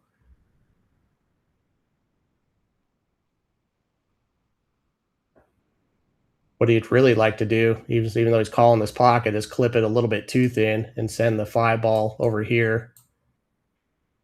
If he was trying that, it might be worth calling the 7 balls in case you were to make it with your cue ball by accident.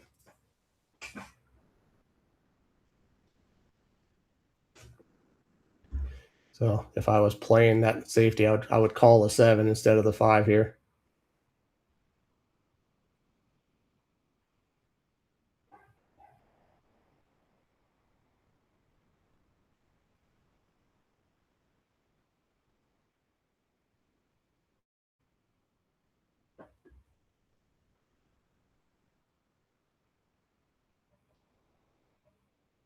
Okay, pretty good result. Got a lot of separation left. It's never comfortable on a bar table. These shots, the pockets aren't particularly tight. The shot is a little testy. Cue ball's on the rail. It's a little test of your straight stroke, but it's very makeable.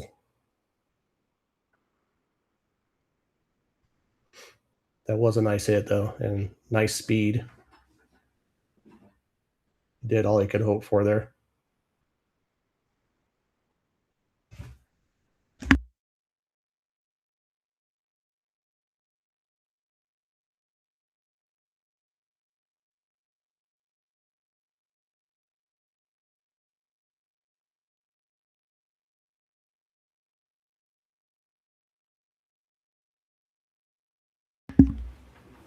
And Joel drains it.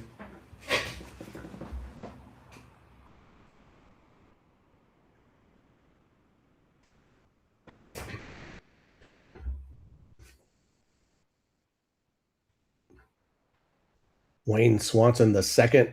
This is being played in Salt Lake City, Utah. So the only saving grace here is he's very likely to get thin on the 8 ball here if he gets a shot at all. Now, if he gets a shot at all, and he's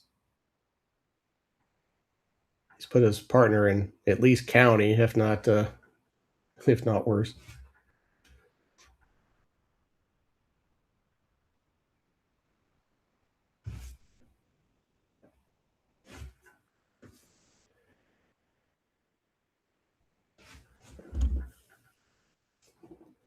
Specifically at the, I guess it's Jackie Tucker said it earlier, Murray Eagles. It's at a Fraternal Order of Eagles Hall in Salt Lake City. This is being played on a 7-foot diamond bar table. Okay, so he's just going 1 rail. I kind of like 2 if I'm shooting this. I like coming down here and trying to cross over the face of that ball. And he sailed right past it. And okay, big break for the home team here. If I sound biased, I apologize, but it is what it is. I guess you could say I sort of work for Rob. So okay, it's in Murray.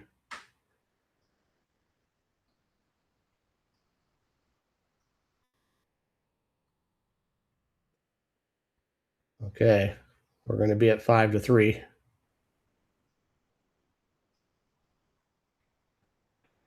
I feel confident.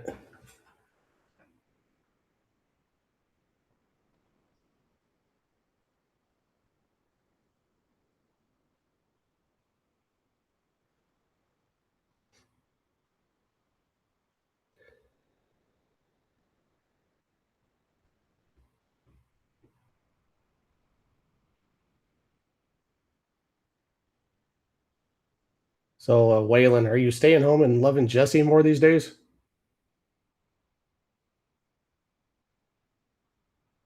According to what song is that? All my rowdy friends have settled down. Okay, we got a match here. It was starting to look a little bit bleak for a moment, but things are starting to turn around some.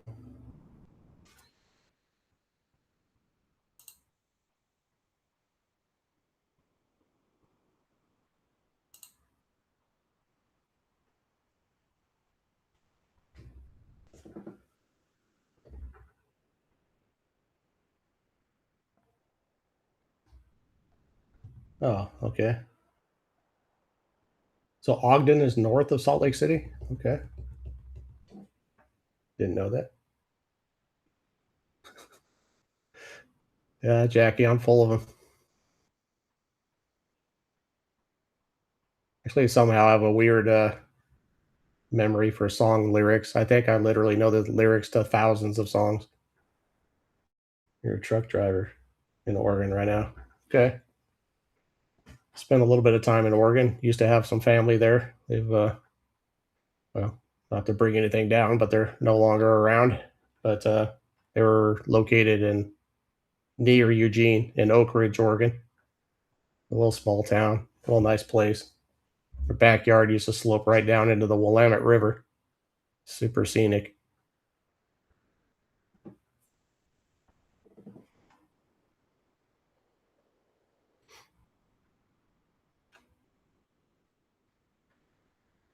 Well, thanks for tuning in, Wayne, Wayland. Appreciate it.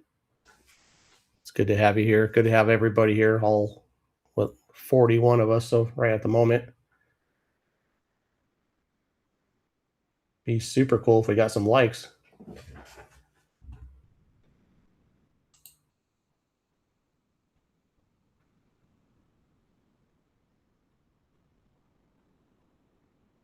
Oh, we do have some. Thank you, everybody.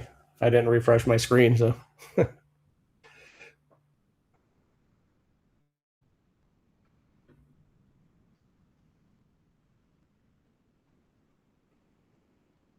Oh, Wayne's a pool player, huh? I'm gonna have to sneak up my little Fargo app here, see what's going on with Wayne.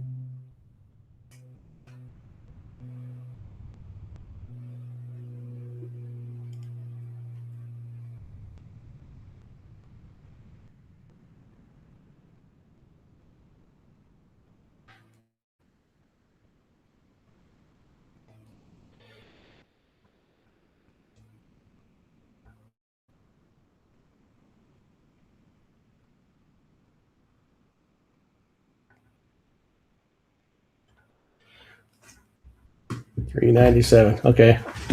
I didn't find you in the Fargo app. So, all right. What's your game of choice, Wayne? 8-ball? Bar table?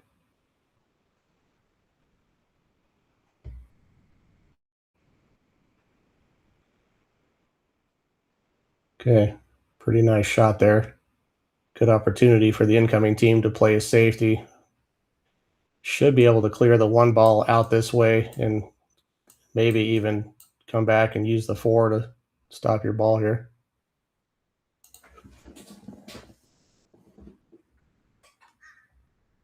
10-ball. Awesome. It's my favorite game as well.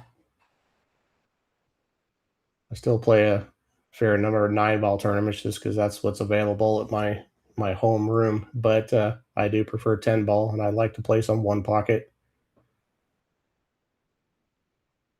Wait, oh, okay. So you legitimately are whaling. Your parents are actually probably super cool people then. I get it.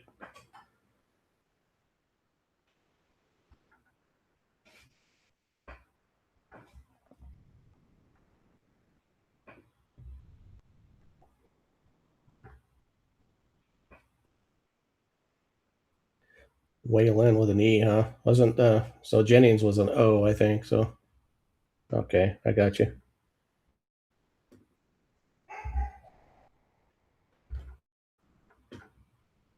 Okay, got a nice little safety exchange brewing here.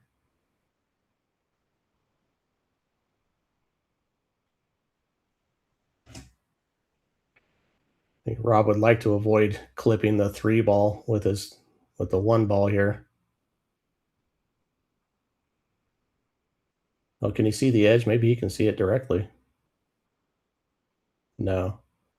I think that was called. Excellent shot. I think we may have an edge of the two. Oof. Pretty close.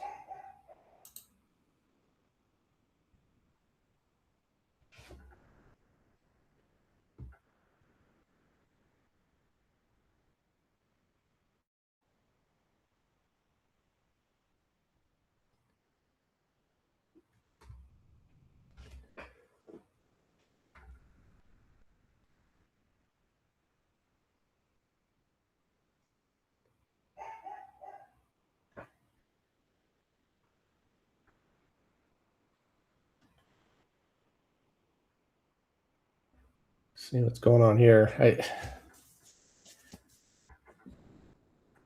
I don't know if you can see the edge of this 2 ball. It seems awfully tight. If you are going to try to use the 10 ball to stop your cue ball, you would need to apply right English, but that right English will have a tendency to squirt your cue ball into the 10 ball.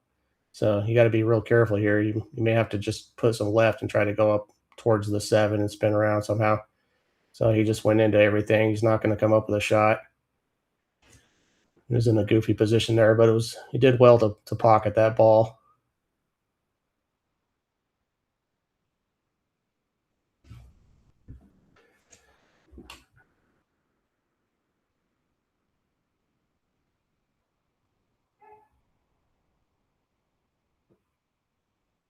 Not sure what I would do here. Most likely, I would opt to go 2 rails at this ball, this direction.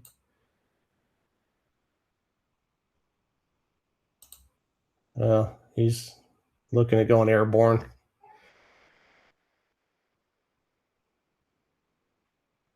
What I don't love about that is it's just not super likely to hook a person doing that.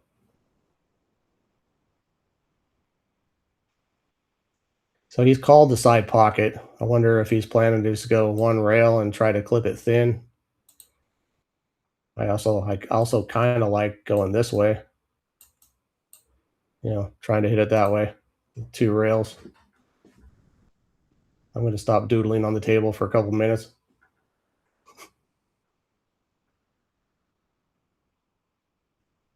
He's just going 1 rail straight at it. Wow, what a great attempt. Okay, he's made things a little bit tough. Left a super easy shot on the 3, but with that 10 ball going where it was, it's made position on the 4 much more difficult. So that was a nice shot. Good hit.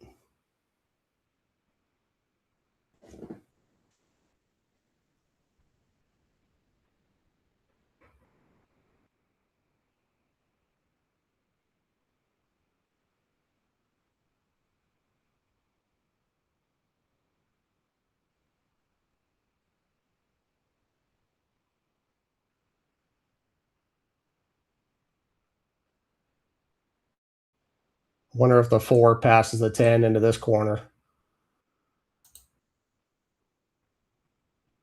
So he may load this up with a bunch of inside English and try to check it. Oh, he went outside. Not going to go quite far enough. I think we're going to see Carlos just go ahead and call this and play the rail first shot here, try to make it. Maybe.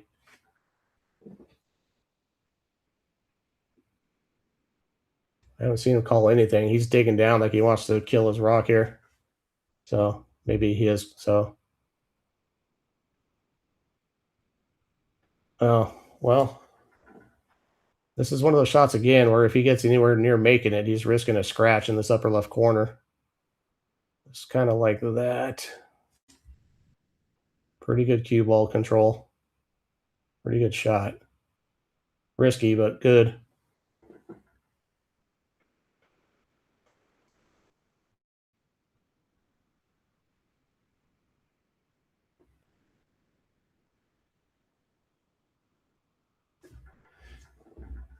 See, he's calling this the pocket, but I think what he's probably looking to do is more like hit the 4 this direction. And he would love to kind of bump into the 8 ball with his cue ball there and keep it behind the 9.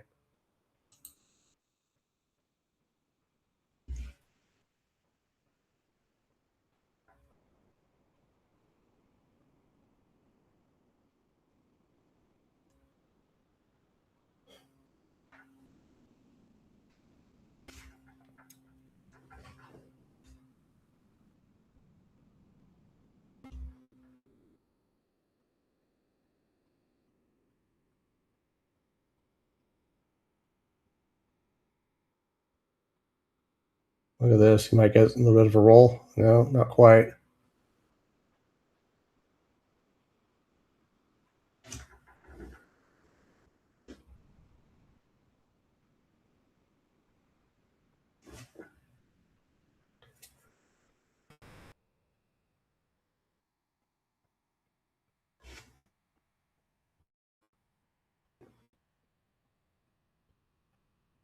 Okay.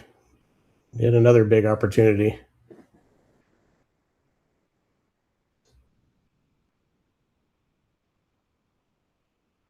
This all lays pretty good.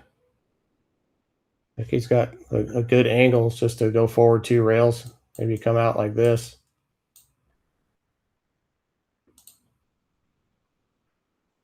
If I'm seeing it right.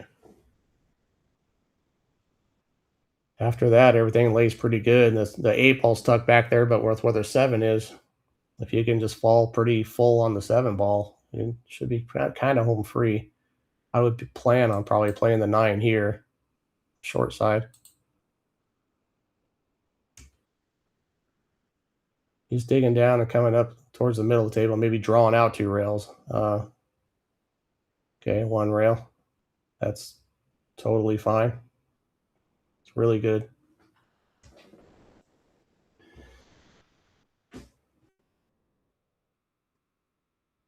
If Rob is able to kind of just twist this ball in and hold his cue ball, I would want to be here in this neighborhood shooting the 6. So I just have a natural angle to come back and across and fall nearly straight in on the 7. But if not, there's other options. That's just the way to kind of make it real easy and natural.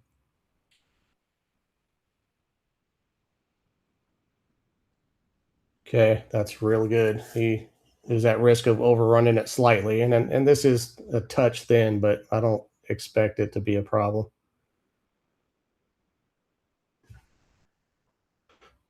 Rob's probably going to want to check this up with just a touch of right English. Just make sure he stays away from the pocket his left elbow sitting in right now.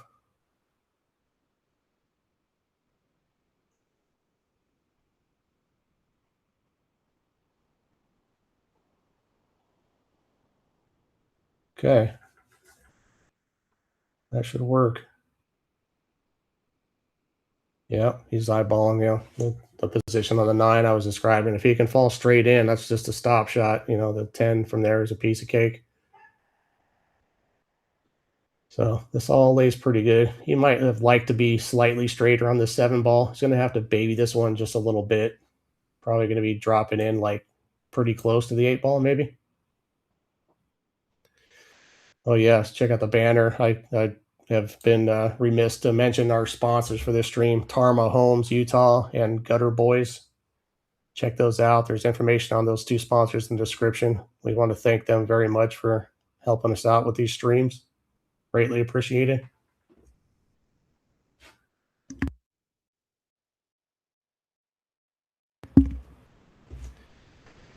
Okay, well, he's got a little bit underneath this. It's slightly funny now. He's probably going to have a hard time not rubbing the 10-ball coming off this shot.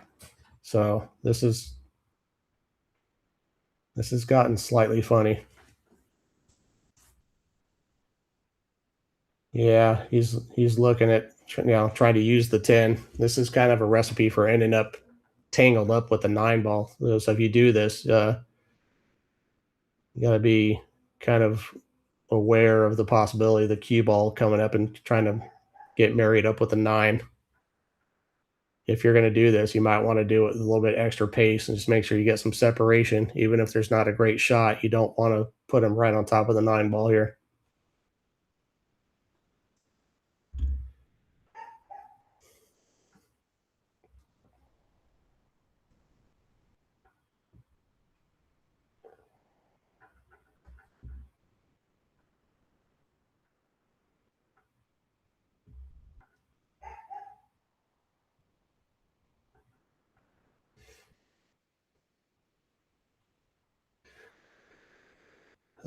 This hasn't turned out great. Still might be able to cut this in the side.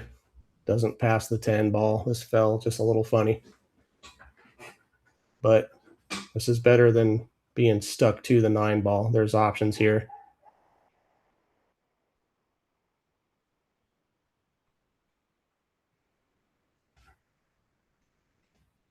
Yeah, kind of like this. He's maybe looking at cutting the 9 and trying to park it here and just sending his cue ball down here and right here.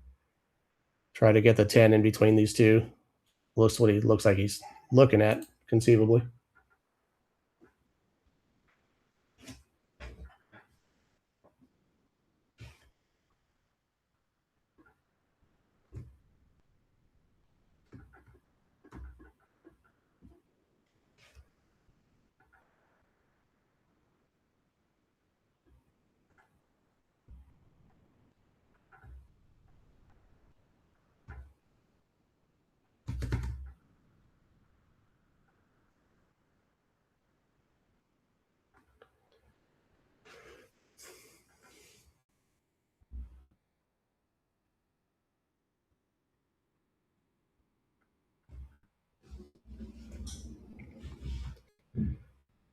Yeah, I think he's just looking for a parking spot for that 9 ball. And that's it. You gotta do not want to hit this too thick. It'd be a huge error to overhit this and put the 9 right in front of the pocket here. I'd rather let him see it and park it on the center of the end rail than to clip this too thin. Or too thick, I mean, and push it closer to the pocket.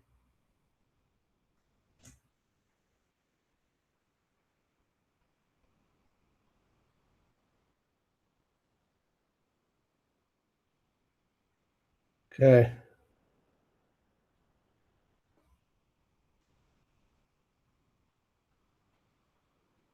Depending on how close this is to that rail, looks like there's probably a little bit of space. This is bankable.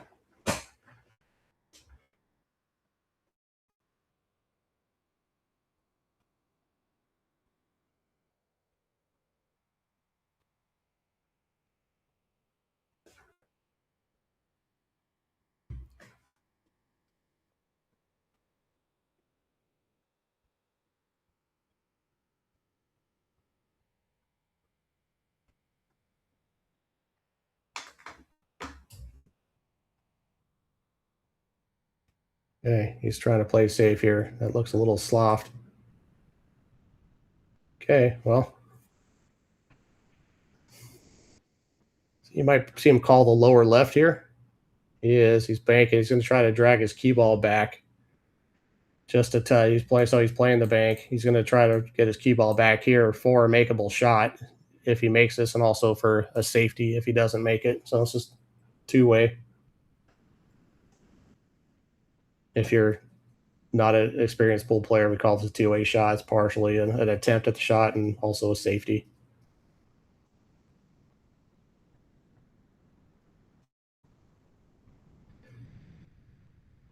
But I might also consider just chopping this down in the lower right corner. It is a makeable shot. It's a little bit of a tough shot, but I'd have to take a quick look at it anyway.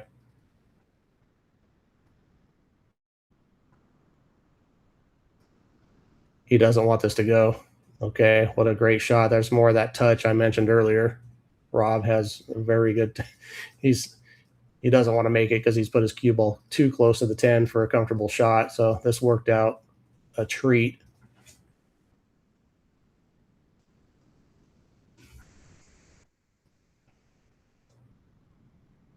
If he was to hit the second rail first and come in behind this, there's a danger of a scratch here on this shot as well.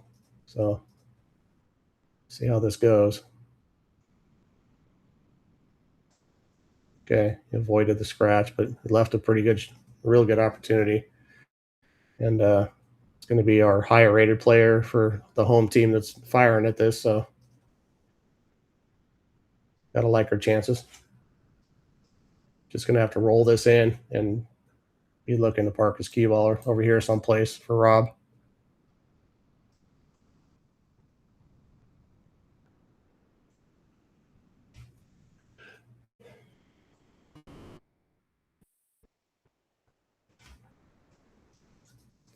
Almost 50 viewers watching right now.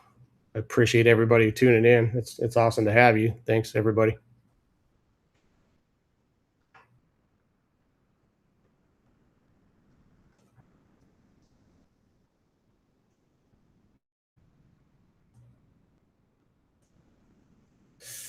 Oh boy. Okay, so he had a little bit more angle on that, but I thought he was kind of forcing it back over. So I see what was happening there. Probably going to call a bank here, cross side, if he can see enough of it.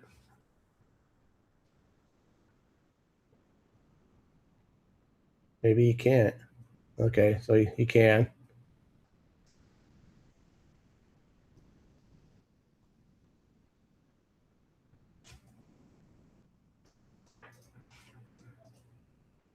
This has been a pretty exciting game. There's been a lot of tactical battles here in this one game. It's been fun.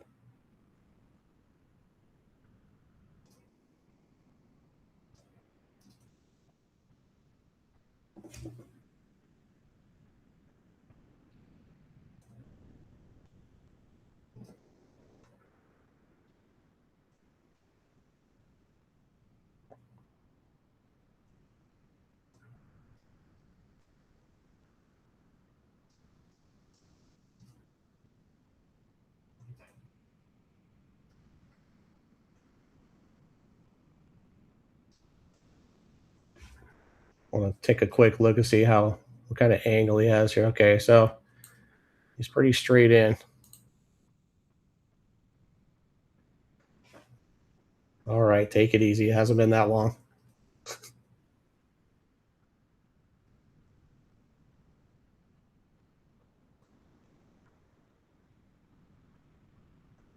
Good shot. Little stun run through right there. Left his partner really good.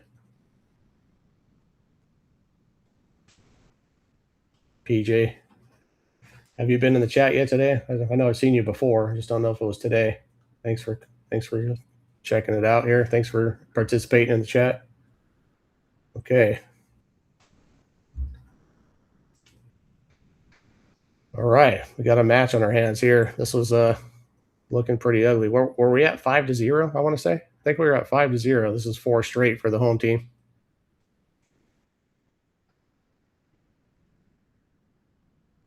I'm gonna run this one more time. What's up, Rail Birds? 11 Ball Rob here. Just wanted to say thanks so much for your support and helping us build and grow the community here.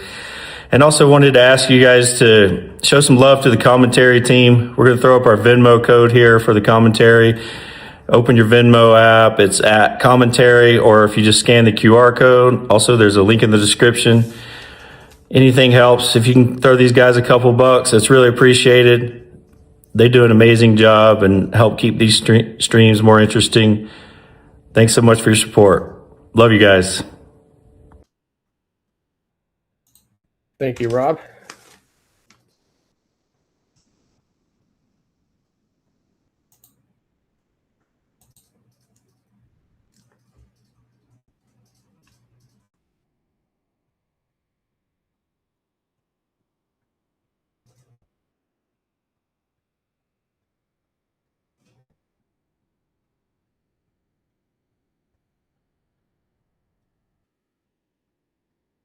That's yeah, we got one down. This is pretty tight. Can't tell if this is quite makeable or not. It's close.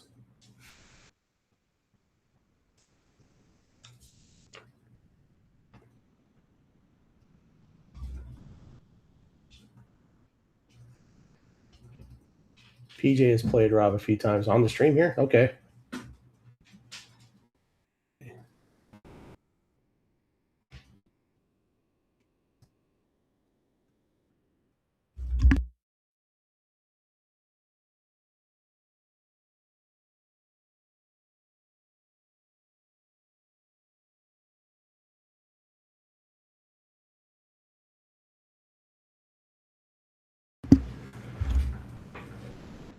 Okay, good shot.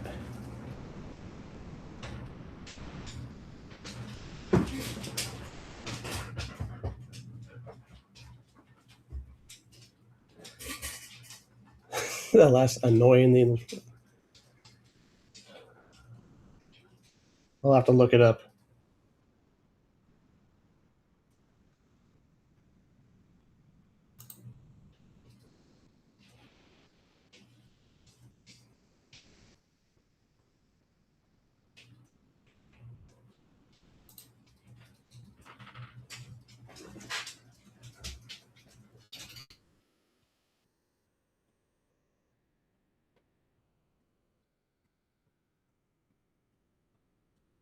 Give me just a second. I'm trying to see if I'm gonna still be with us. I'm checking my Powerball numbers right now. I did not win the Super Lotto, so thought I was gonna win both for some reason. I'll take just one. Okay, that's a good miss.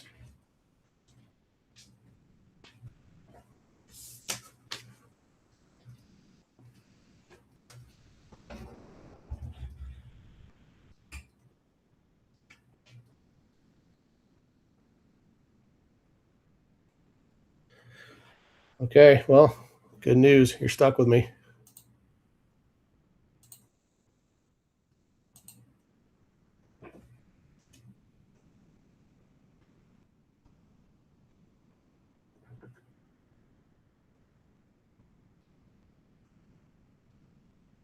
All right, well, things are starting to turn around for the home team. That's It's a good leave for them. That is true, Jackie. Yeah, Rob has a way of somehow finding a way to get hill.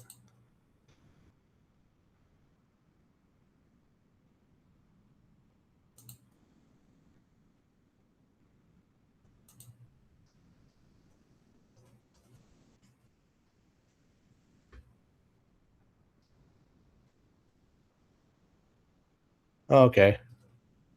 PJ, now I have to try to pronounce that name.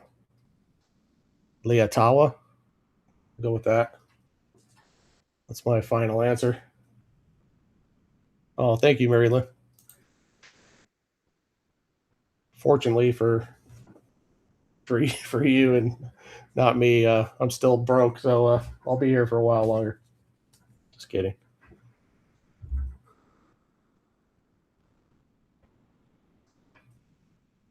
I almost never play the lottery. I think I'm remembering why. Okay, very nice shot by Rob.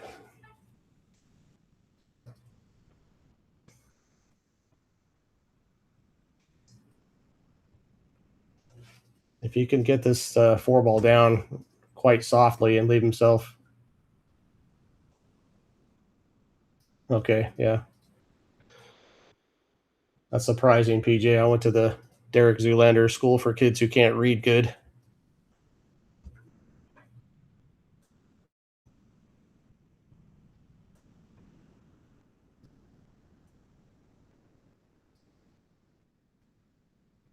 Okay, this is falling in kind of straight. It's going to be a little bit tricky to force his cue ball all the way back here, I think. So, see what happens here. He may have to lean on his partner a little bit. Let me erase that line. Maybe I'm seeing it wrong. Maybe he can get over there, but if not, he's going to have to leave himself his partner a cut shot and let him go back and forth. I don't want to miss this doing anything crazy. That was almost super crazy. That would have been a horrible time to scratch. You got a lot of momentum. Their opponents aren't fist bumping nearly as much as they were half an hour ago.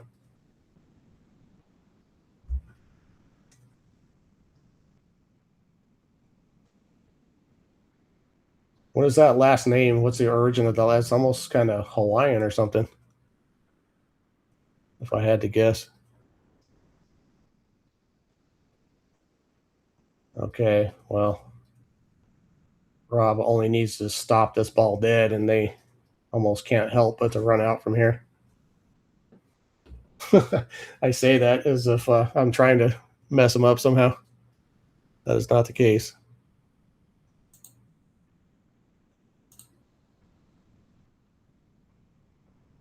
Stop shot. Samoan. Okay. Pacific Islands. I had it close.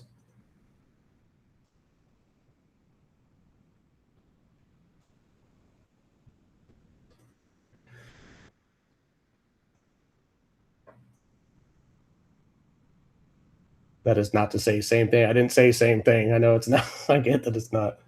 Ooh, that ball hung out in that hole there for a second. Yeah, I think sure looks like we're gonna have a tie game here.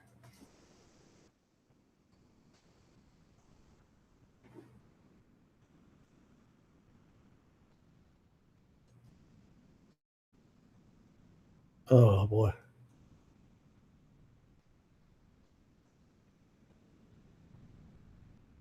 All right, we got a match. We got a race to 8. This is getting exciting.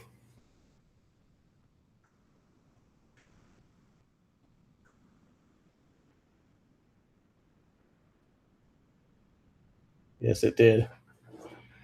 Okay. Now I'm not super savvy on the super chat feature, but we have it. We recently passed 500 subscribers, and we have the super chat feature unlocked. That's a great way for viewers to support the channel. In addition to likes and subscriptions, we highly encourage you to use that feature. You can post a message in the chat; it'll get pinned. It'll be highlighted. You can post a link to some sort of a pool related website, or doesn't have to be pool related, but keep it friendly and PG and non-political. That'll be great. Looking forward to seeing it. We had a T-shirt giveaway in our last stream for the super chats, and that went well. I haven't got the word for anything like that for tonight, but if you're looking to help us support this kind of quickly growing channel, that's a great way, and we would greatly appreciate it.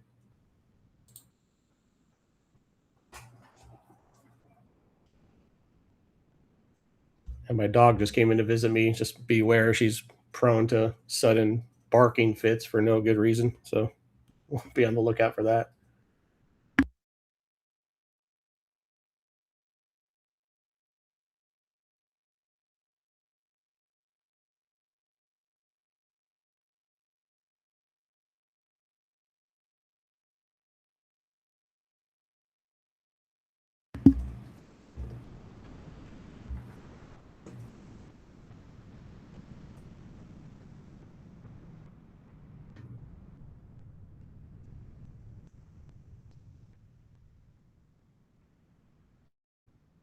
Kind of weird the way the one ball fell into some sort of a divot right there, but pretty fortunate not to have just sold out a easy starter. Rob has a really, really good 10 ball break on his home table on a 9-foot diamond. He hasn't had a bunch of success or consistency on this table in this match or the previous one. Not been terrible, but there you go, Rob. That's right. Never in doubt.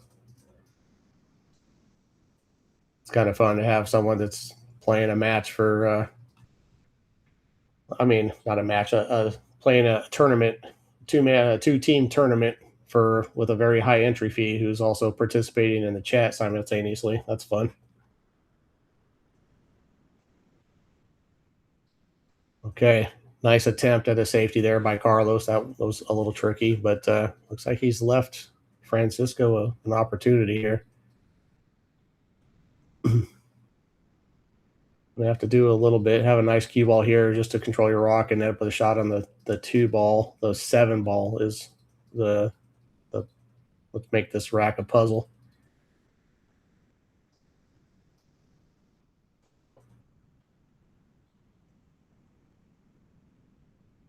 All right. Comes Carlos. Look, I assume that he'll be thinning the left side of the 1 ball as we're looking and trying to park the cue ball down, probably maybe by the chalk on this bottom rail. The one he just picked up.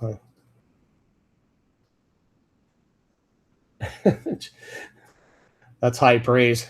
So Rob is capable. Let me write that down. Rob's capable of walking and chewing gum at the same time. He's a multitasker. That's it's pretty strong.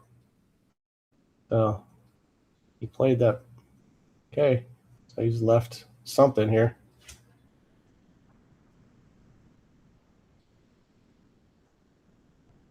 If Rob can see this, he might be hoping to thread this needle with his cue ball, come out this way. Maybe.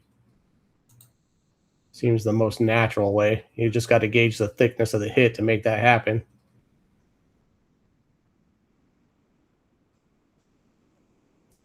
That looks like something like what I'd call a quarter ball hit that would that would get him some success here on getting position on the 2 ball.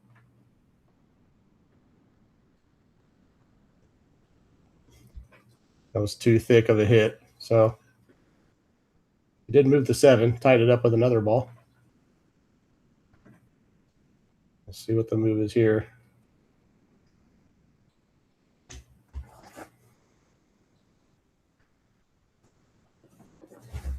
Yeah. See, I think he's calling this 1 rail bank shot, long rail back here. So there is some safety potential here. His cue ball is gonna be coming off this ball and probably coming out this way for a shot on the 3. He'd like to put it about right there so that if he's to leave the 2 ball close to the hole, that the 3 is in the way. The 9 may also get in between if he doesn't. That's pretty close. Okay, he's got the 3 there, so that's good. That's part of the plan right there. That's the reason he took that shot on, is because he knew that he had a reasonable expectation of not selling out a shot here. Otherwise, he probably would have played pure safe.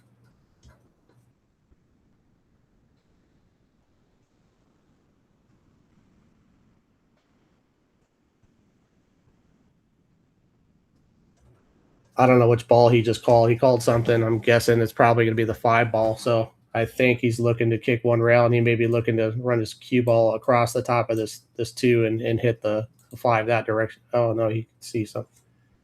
So not quite that, but okay. Rob has a wide open look at the 2 ball. No offensive shot. Really think he's probably just going to bank the 2 ball up and maybe try to get that tied up with these balls. Maybe run his cue ball into the 9, something like that. Something simple would be the, I think, would be the move.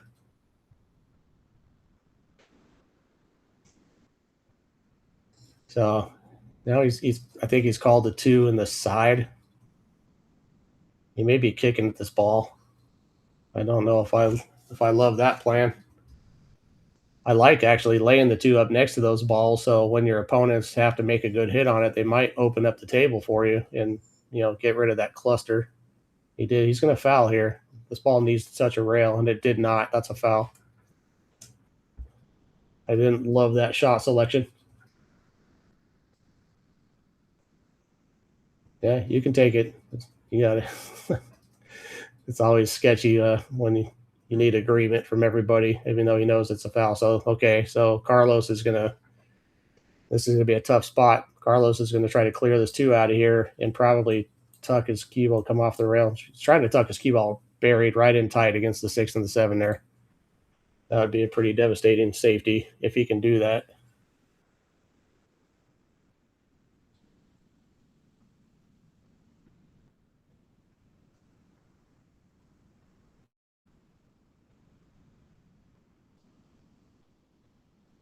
Who's Rob? Rob's the guy that just played the wrong shot and gave up ball in hand.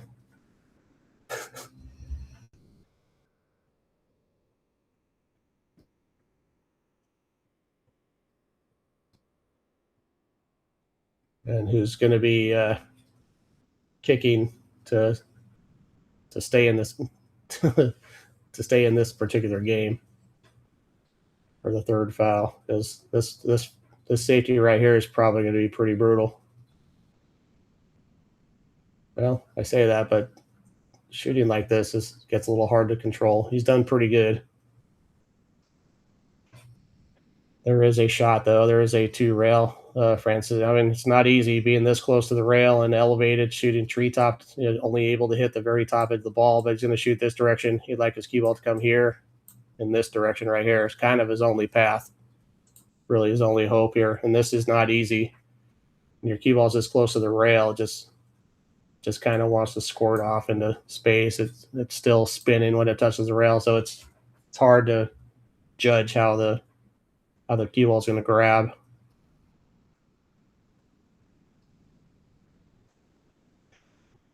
He called something. I don't know if it was the side or the corner. Doesn't matter. He's just calling it, as I mentioned earlier, he's just calling it just in case. It's smart to call something, even if you're nearly sure nothing's going to go. Only goal here is a good hit and a rail after. Fairly awkward cueing right here. Got to predict a little bit of squirt. That's just going to come off the rail a little funny, because it may be hopping and it may be spinning weird. So, okay, they're on 2 fouls now. That was a super difficult hit right there. So no surprise that he wasn't able to get it.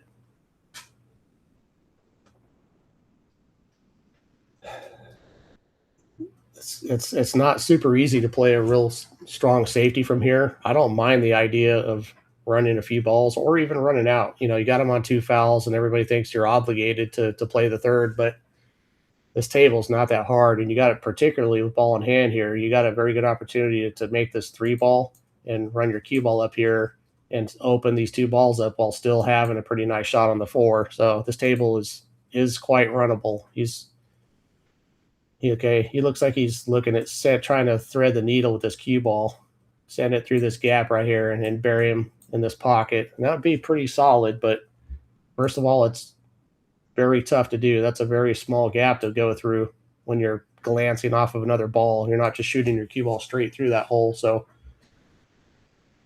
if I'm being honest, I think at the very least, playing to the 6 ball and playing safe on the 6, something like that is probably smarter than trying to play safe here. So, and I don't have any problem with the idea of just trying to run out, and the angle's good. If you just play the 2 ball here and stop your cue ball, it's in pretty good shape, right? It's not bad. You may set it up the way it is and try to get a little bit flatter, maybe get here with this cue ball. That'd be a nice natural angle to go forward and open these up.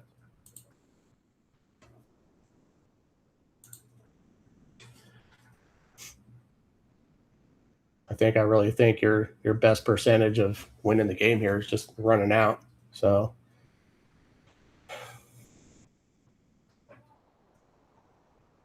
this I don't really love. I don't think it's hard to get a real super lockup safety. Kind of looks like he's considering coming off the left side of the 6 ball and somehow trying to run his cue ball. I don't know what I'm just guessing what he's trying to do, but whatever it is from here is his percentages of really locking them up are not that high from right here.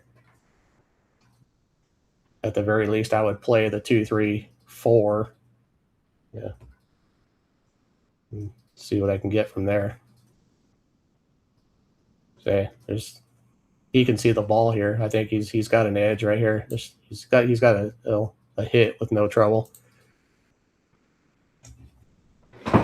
Yeah, well, he's not going to get it unless he gets super lucky here and we find some weird scratch or something off the ball. He's not going to get his 3 foul on this shot. I think they would have been better off just trying to run out. I saw a pretty good path to an out right there, and playing even if you get him on the safe right there, it's not a guarantee that you're gonna that they're gonna foul. They could get lucky. They could make a called ball somehow, some weird shot, and they can it doesn't guarantee that you're going to win the game if you get that safety. The only way you guarantee you're going to win the game is by keeping them in their chair and running out.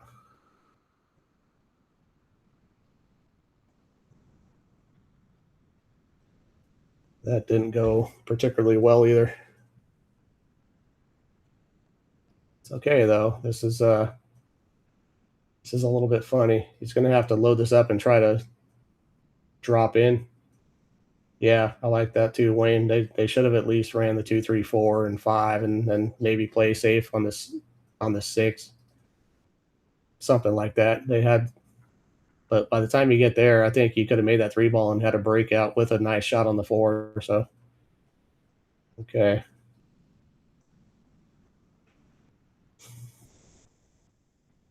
Even here might be worth trying to nudge that 6 and just hit the 6 hard enough to move the 7 away. That does, if you can bump the 7 to like right here, so the 6 is accessible. This might be good. You still have a cut on the 4. This is the way to get out right here. I think if you don't bump this, if you don't run to the 6 here, he tried and he did not do it. So now Carlos is going to have to try to elevate his cue and come back into it a little bit or something.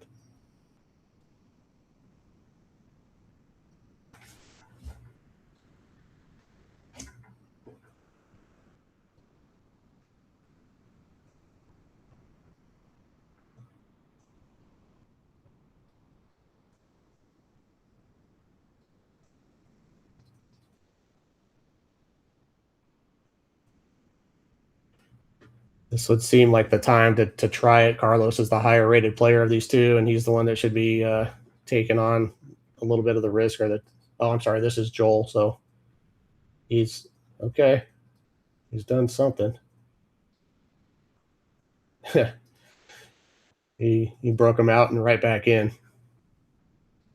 Yeah, you got me. So again, now Carlos is going to have to try to hit these if they want any chance of. It's also not the worst idea in the world right here, just to go forward and try to freeze them behind the 8-ball, not even try to make this ball. You can, but this can go wrong. Yeah, that's what he is doing. He hasn't. Okay, it worked all right.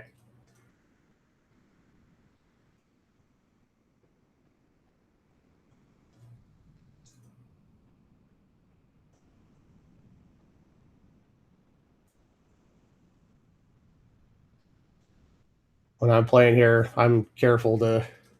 I mean, they're not in a big danger of it, but I'm careful that if I'm kicking at a ball and there's a cluster on the table that's making it pretty much impossible to run out, that I don't play a kick shot that has any chance of breaking that cluster up if I glance off the ball I'm shooting at, or if I miss the ball I'm shooting at. So I pick a pathway where I have no chance of opening that cluster.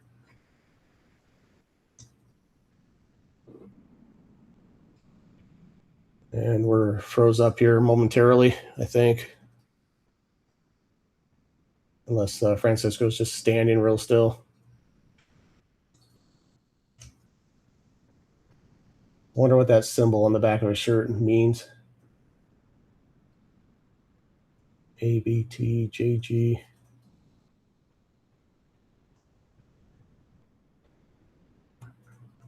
Anybody know? Anybody recognize that symbol or know what it means? Just curious.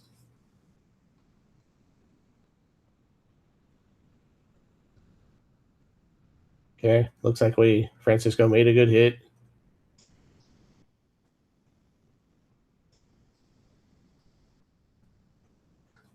Okay. Now I send my 5-ball either into this cluster and try to get my key ball back here for safety, or lay in the 5-ball next to that cluster so that when they do make a good hit, they'd be hard pressed not to open up that cluster with that hit. I like laying my 5-ball like right up in here or something like that if I can, and let my opponents either just take the intentional foul and not the risk of opening the cluster, or let my opponents open it with that good hit. This all lays pretty good for some of that. The 10-ball at least is going to be in the way. Get his cue ball back about where it is. Okay, that was a crafty hit, I think.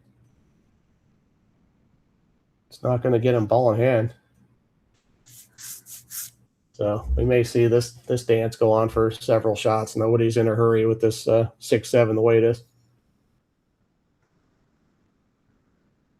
Of course, the 7-6 combo might be wired if something gets laid close to it, where you could play a carom into it, or a bank into it, or some sort of a 3-ball combination. You might have a shot at making the 6. That's a pretty good shot. Again, I'm not going to risk opening this cluster up by, say masse in this way, and if I was to miss this 5-ball where my key ball could go into that, I'm never going to do that. Oh, look. So he's looking at going this direction, which is the obvious path and the smart path.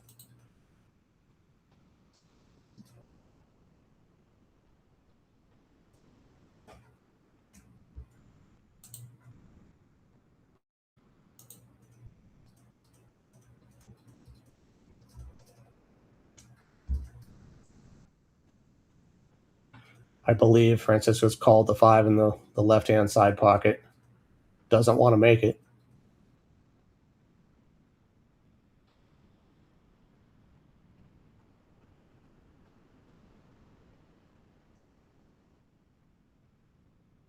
Okay.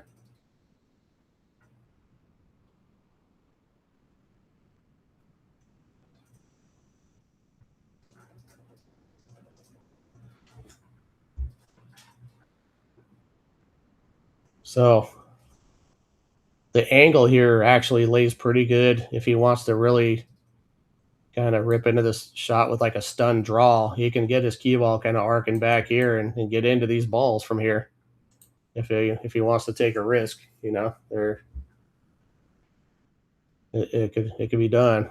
I like aggression on the bar table here, especially if you're accustomed to playing 9-footers. You're playing on a bar table, so he tried that, didn't happen. Okay, so that's okay. He's going to clip this thin and try to probably get his cue ball back over here someplace behind the 9, and that will open these up enough.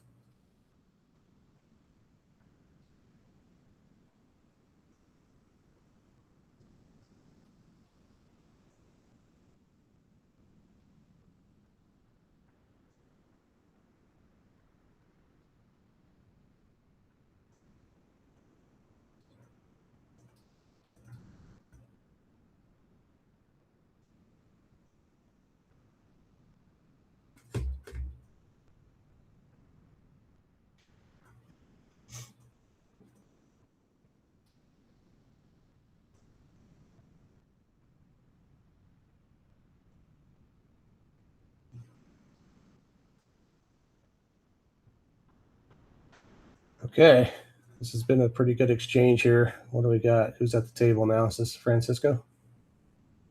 Yeah, no, it's not. This is Joel. Okay.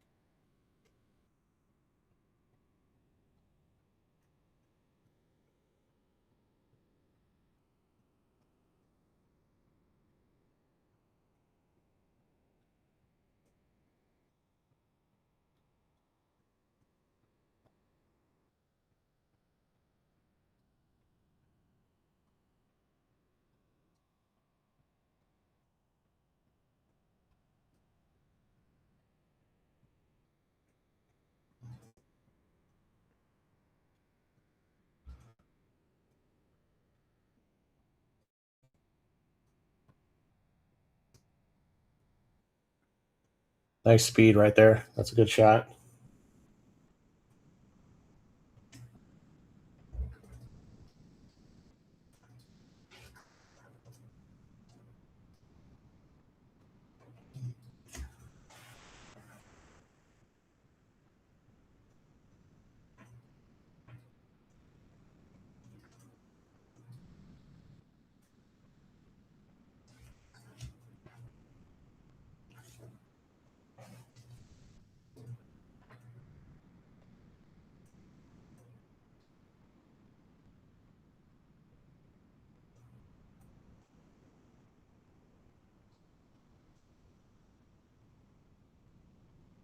Okay, that was pretty lucky. I'm almost sure he was attempting to kick the one ball up to this end of the table.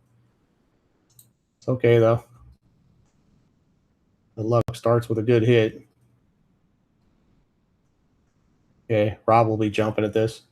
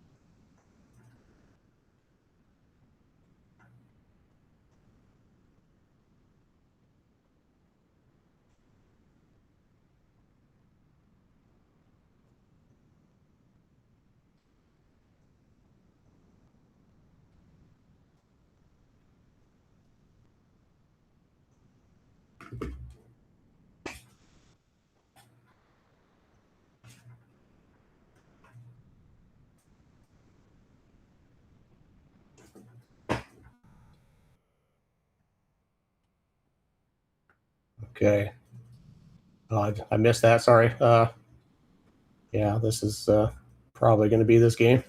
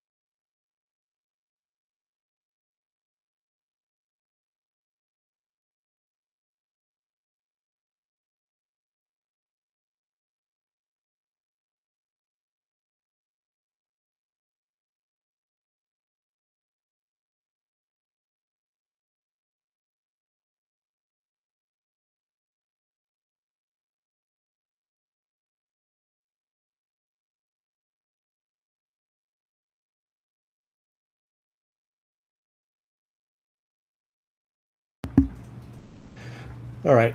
Sorry about that, folks. Something's come up for me. I'm going to be leaving you. I think that Matt Walker is going to come on and finish out this match for you all. Thanks for everybody. Thank you for tuning in. Thank you for stopping by the 11 Ball TV and checking out this match. Looks like I had an opportunity to go do some commentary on a high level one pocket match right now between Chip Compton and another gentleman that's got $100,000 bet. So I think I'm gonna go check that out and help out Patrick Nix, the founder of EvoSports. So thank you all. I'll talk to you soon.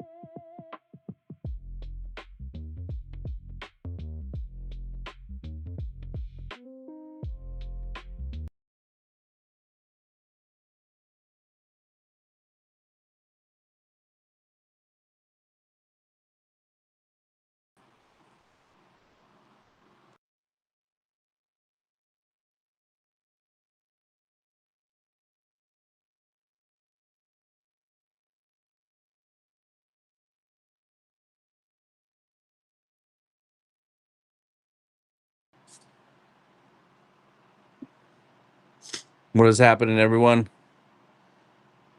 11 Ball TV action here. Picking up for where Mike left off. Don't blame him for taking on that match that he was asked to call with Patrick Nix. So I'll be carrying this one home.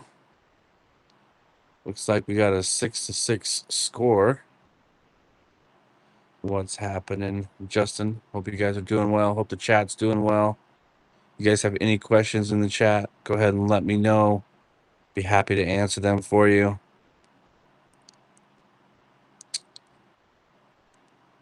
Here at the 11 Ball TV, we like the chat to be a little engaging.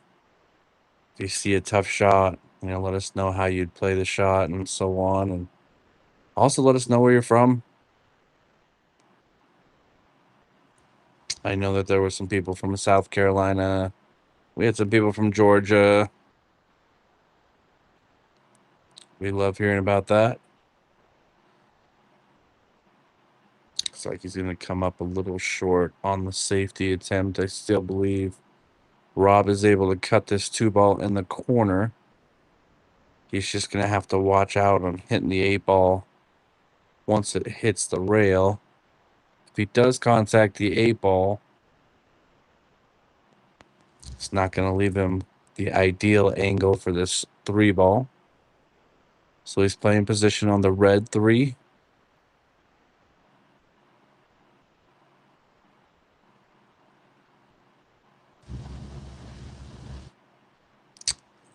He's rattled it. Looks like he's going to give up a shot to Carlos and Joel. And I believe Joel's going to be coming to the table. Excuse me, that's Carlos. Again, we're 6-6. Carlos and Joel versus 11 Ball Rob and Francisco Garcia.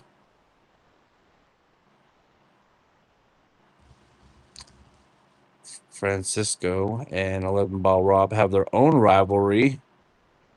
If you haven't tuned into any of those matches, I would highly recommend going back and watching them.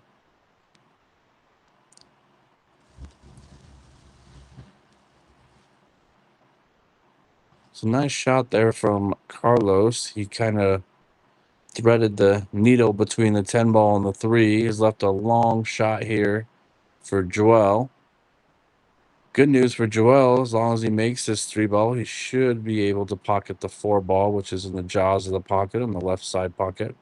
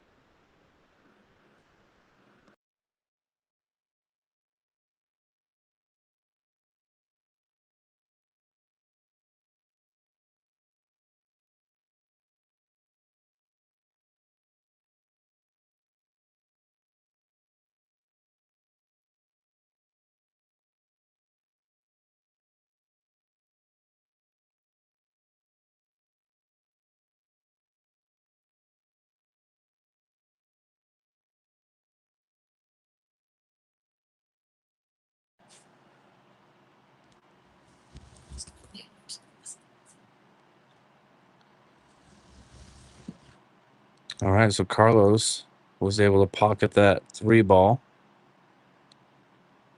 Excuse me, the 4-ball. Now Joel's back to the table. Taking on this 5-ball. 6-ball's in kind of a weird position there. It doesn't really have a pocket at this moment in time. So I'm wondering if he's going to try to make this 5-ball and come back and hit the 6. A very difficult shot. A lot of times the 5-ball can be missed because you're actually trying to play position on the 6 rather than focusing on making the 5 first.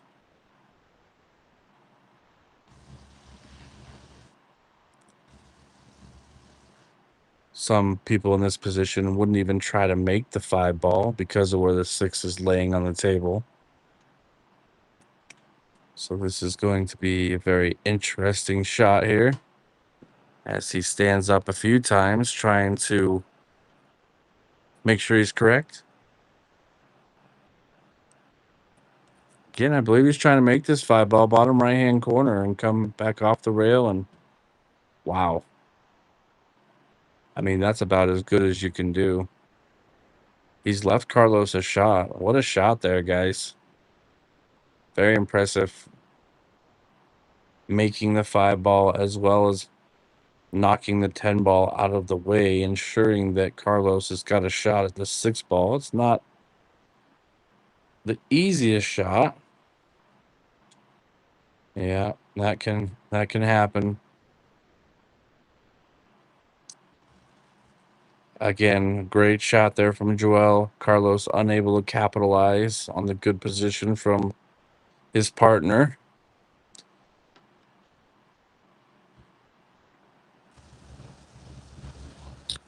I believe Rob is going to have this shot on the 6, if I'm not mistaken.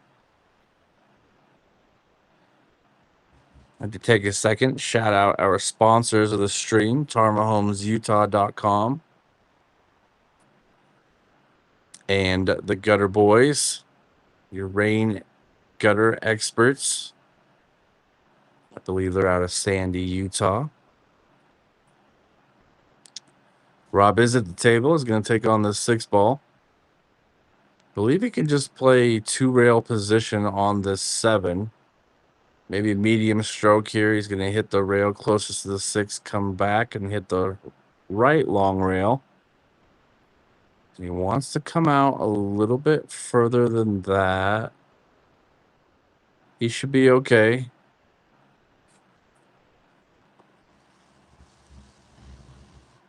I thought he was going to play position for the side, which would have allowed him to roll forward for the 8 ball. Now Francisco is going to have to play the 7 ball in the bottom right-hand corner pocket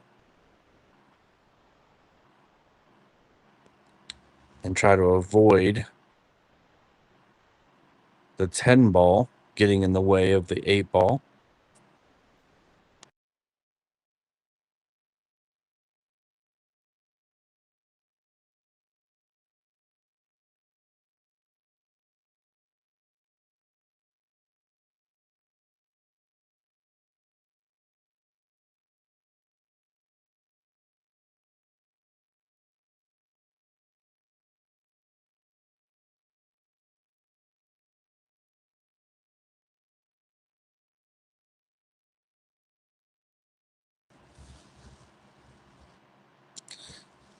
Nice shot there from Francisco.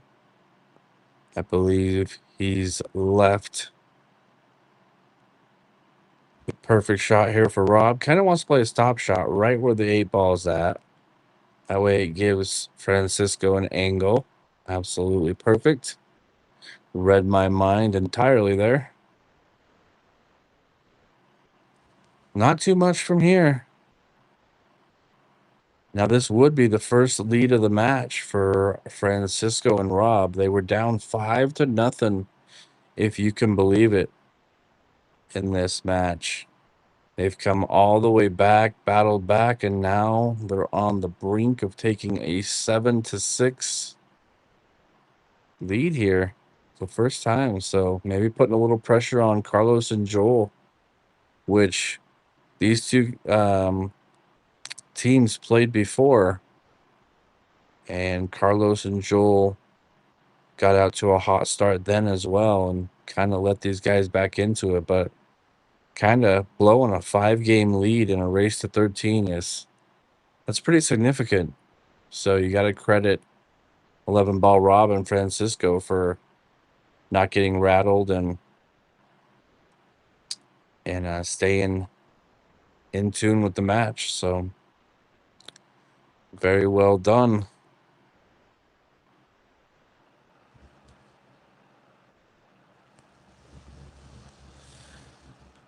And if you guys haven't hit that like button for the stream, please hit it. We're at 18 likes. like to get up to about 25 in the next couple of minutes. That would be awesome. It definitely helps us out, helps the stream, helps the algorithm, helps people that are just browsing YouTube, helps them come across this stream if they're pool related. That's how the algorithm works, and it's free to do, so it doesn't cost you guys anything to hit that like button, but it does help us out. Shows your support for us and the stream and what we got coming to you here on the 11 Ball TV now and in the future. Rob is struggling with his break on the 7-foot table. If you've watched his games and matches on his home table, the 9-foot table, he's got a absolutely phenomenal break. But breaking on a 9-foot versus a 7-foot is quite a bit different.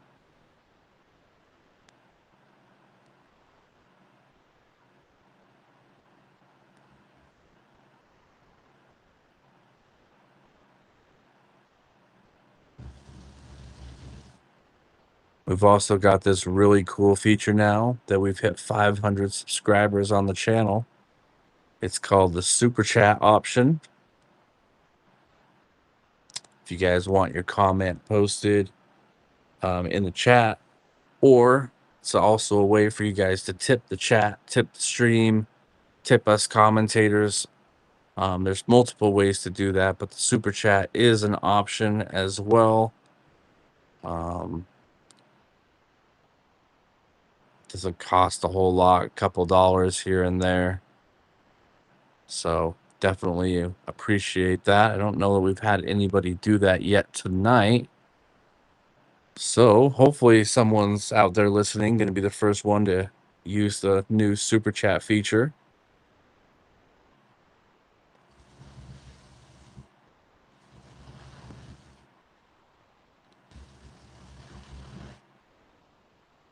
So once again, if you're just tuning in, Joel and Carlos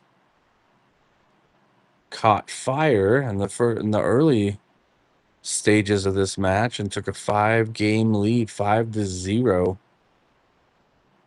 And since have only won 1 game to Rob and Francisco 7. So a massive momentum shift.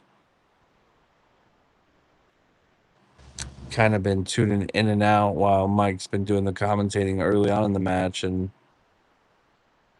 not quite sure kind of what's led to this momentum shift necessarily, other than, you know, maybe a missed shot here or there. I do believe Carlos missed a shot a few moments ago that cost them the game, but it's still early. There's still a lot of game left to be played.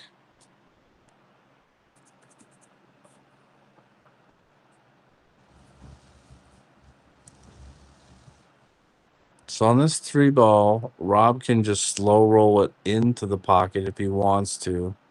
I don't think he's got to do anything super crazy with this shot. 4 balls, middle at the bottom of your screen. Yeah, see that he tried to get perfect. And this is one thing that does happen when you're playing Scotch doubles. You feel like you got to get your partner absolutely perfect rather than just playing the shot. I think that was the case there for Rob, that he was trying to get Francisco perfect on the 4-ball, which he didn't need to do, and ended up missing the 3. I think Joel would have liked to have been near the center of the table on that, leaving it a bit easier for Carlos. Carlos, I believe, is a 630 or 640 Fargo.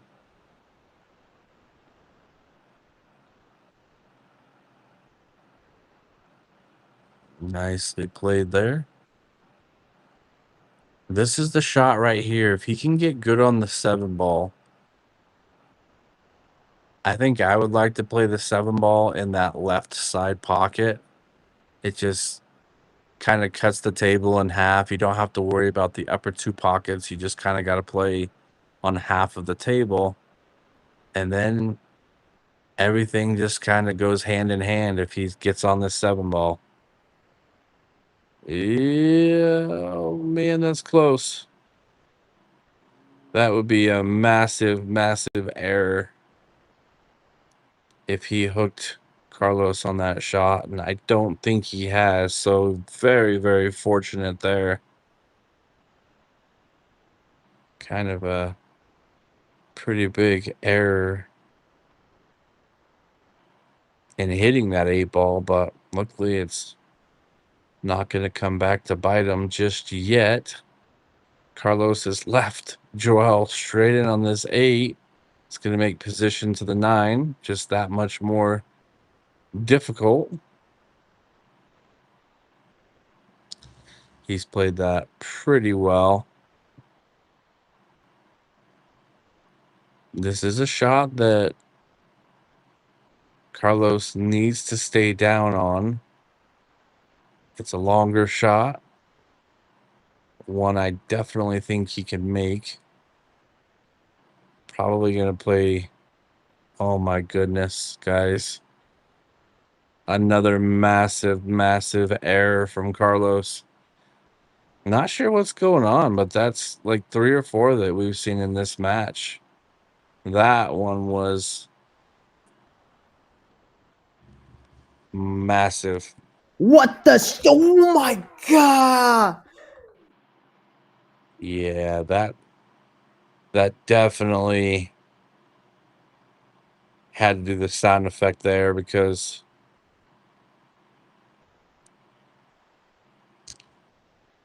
I know that leaves Rob and leaves Rob and Francisco with a 8-6 advantage.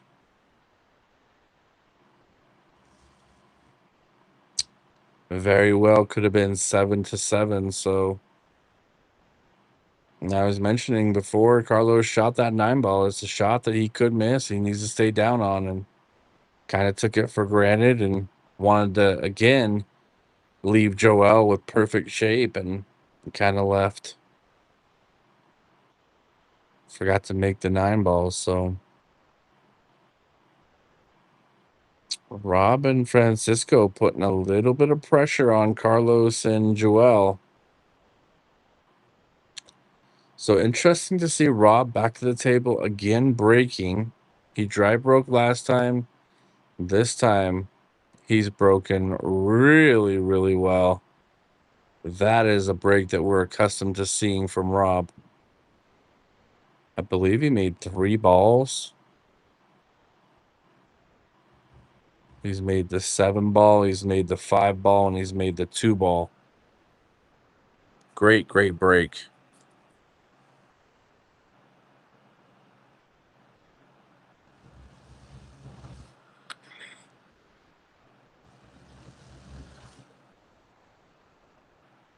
Yeah, I did not expect Carlos to miss that shot, Justin. But I think when you are playing with a partner, there's this small part of your brain that thinks you have to be perfect on your leave for your partner every single time. And that little part of your brain that thinks that you got to be perfect for your partner sometimes can lead you to forget to make the ball because you're trying to be perfect, and you don't have to be perfect. Again, all 4 of these players are more than capable of making just about every shot on the pool table. So that's one thing they got to realize is just make the ball. You know, sometimes when I'm playing with a partner, the best thing I can say is just give me a shot because I'm confident in my ball making ability. Just give me a shot. Maybe that's what Joel is telling Carlos at the moment.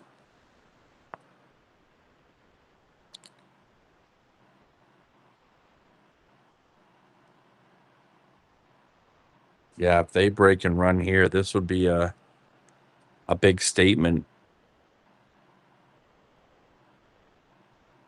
and really punish Carlos and Joel for not getting out in that last rack. It's kind of that little saying that one game can cost you two in a blink of an eye.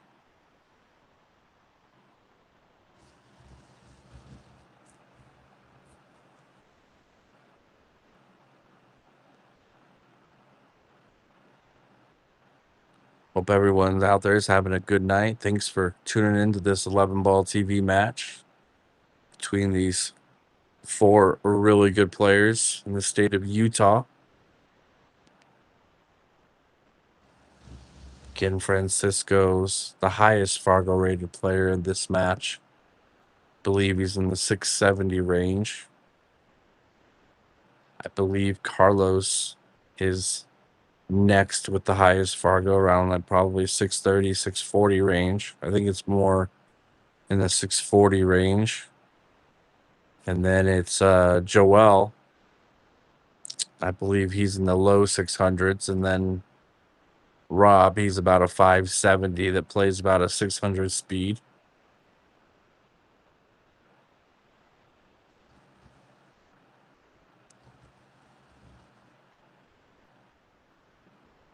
I don't think he's got to do too much with this 6 ball. Maybe just roll it in the side nice and easy, and it should set Francisco up for the 8 ball. Definitely don't want to power this into the pocket. Yeah, just like that. Nicely done. So this is going to be a break and run for Rob and Francisco. Again, barring anything catastrophic. But big error from Carlos in the last game is going to come back and really sting.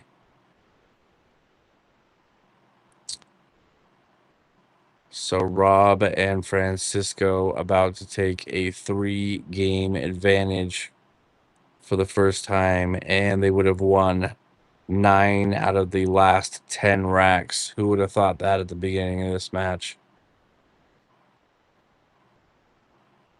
So 9-6 is the total here. Again, Rob and Francisco winning 9 out of the last 10 racks. Pretty impressive. It's not over by any means, but Carlos and Joel cannot wait any longer before they get started here, trying to make a comeback.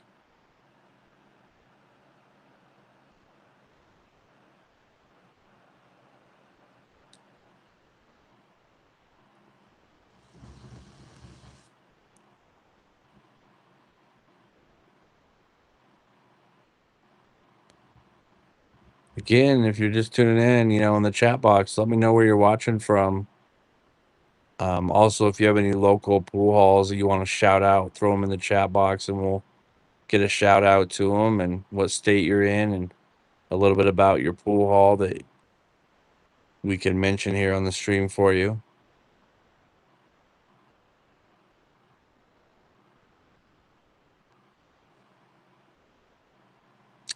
Yeah, definitely not the same break from Rob as we saw last time.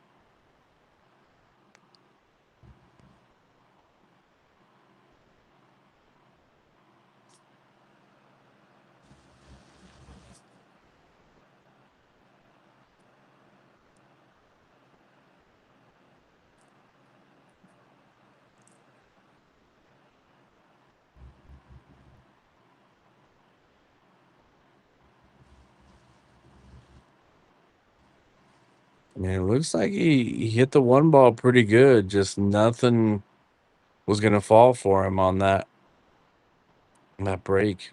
And this one, obviously, very difficult to run out. So Carlos is just going to play a little controlling safe here.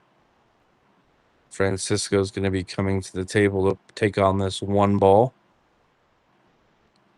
after a quick run to the restroom, I believe. So we'll take a quick little break here. Shout out the sponsors again, TarmaHomesUtah.com and Gutter Boys. Good question, Kyle. That is one that comes up quite a bit. So 11 ball Rob. He is in the state of Utah. Cottonwood Heights area is where he lives. That's where his home table is. This match is, though, is taking place at the FOE, Fraternity of the Eagles, in Murray, Utah. It is the biggest pool hall in Salt Lake City, in my opinion. It's got about 17 bar boxes in it. No 9-footers anymore.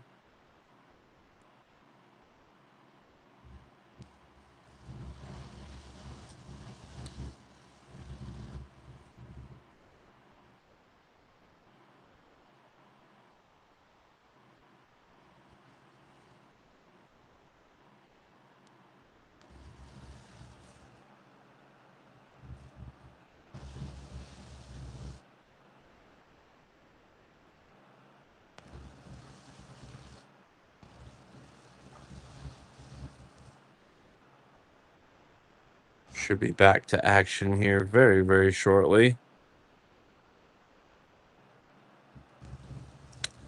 What's happening, Mike Moore? New Hampshire.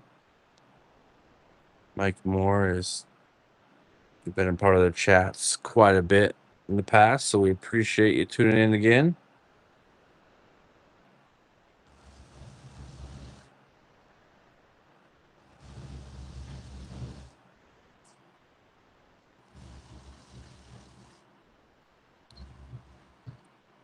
It says I am in Jackson, Wyoming, but I'm actually in Idaho Falls, Idaho tonight.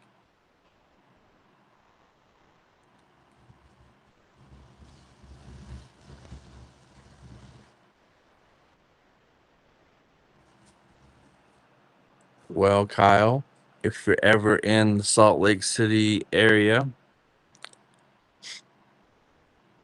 this is probably, in my personal opinion, Rob is the best action player out of the state of Utah at this current moment in time. He's usually in action about 2 or 3 times, possibly more per week.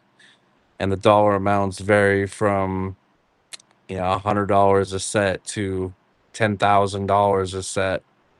I've called a few of Rob's matches that have been worth the $20,000 range. So,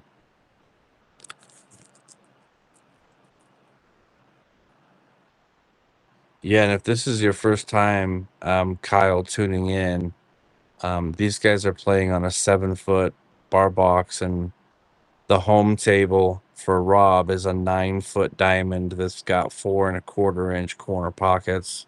So it's extremely tight. I believe they'll be on that table tomorrow.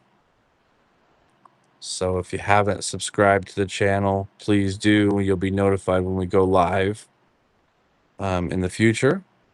So let me know if you get subscribed, and we'll shout you out there. So we appreciate that. Also, anyone else that's just subscribed to the channel, let us know in the chat box. I'll give you a little shout out. We appreciate you guys and tuning in. And we built this channel pretty much from the ground up. Rob started the channel about 2 months ago, maybe 2.5 months ago, somewhere in that range. Asked me to started to do commentating for him, and I took it on, and we've had a few other commentators come in and out. Myself and Mike Leos have been the 2 consistent commentators as of recently, and we've been able to build the channel up to about 540 some odd subscribers.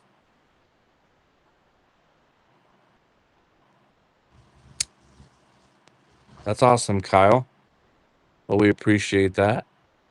Give us a share on your Facebook page too. Let your friends know there's a lot of action out here in the state of Utah. If any of them are ever in the area, as well as yourself and anyone else out there tuning into the match, if you guys want to give it a try and get on stream and potentially have us commentate for you during your match, just hit up Rob on Facebook. He's also got Instagram. all kinds of different ways to get into the action. I personally played on this table or on Rob's table at his house about 3 or 4 times. Me and Rob matched up for about a 12-hour marathon fairly recently.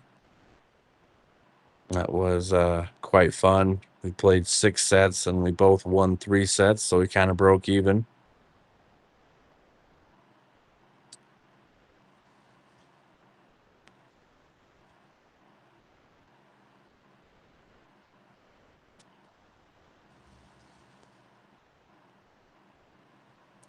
So again, as I mentioned before, when Carlos and Joel get to the table here in these next couple of matches, they're gonna have to take advantage of every situation and every chance that they have moving forward as they trail by 3 games to get back into this match. Again, after leading 5 games to 0. Pretty insane.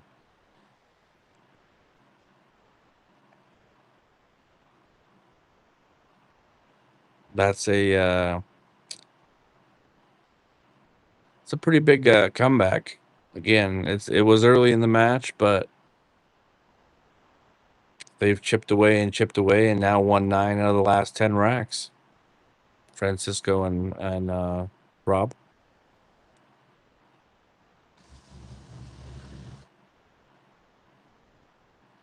Again, I was mentioning it tonight to my girlfriend. I was like, it's kind of interesting to see Francisco and Rob match up after they have built themselves quite the rivalry against each other. So definitely a lot of unique combinations of players and matches on the 11 ball TV. We've had 1 pocket matches. We've had the majority, of course, have been 10 ball. I believe that's the game of choice for most people that have been a part of the stream. And then now we're into the Scotch doubles action, which is pretty cool. I think most of us are enjoying that.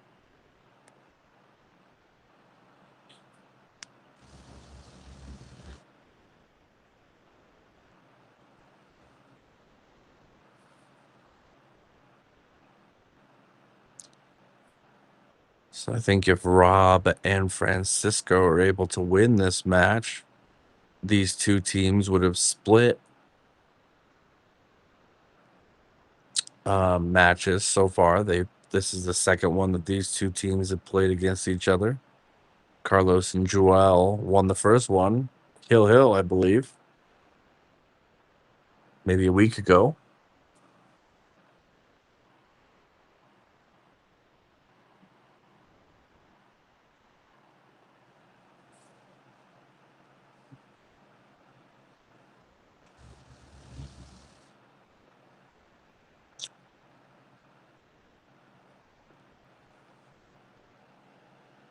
So Carlos there, I believe actually that was Joel. He's come up a little bit short on the position for the 5. It still has a pocket in the bottom left-hand corner. Problem with that is position on the 6 ball is not ideal here. There's also not the easiest defensive plays that I'm seeing here at the moment, so he may just have to fire this ball in.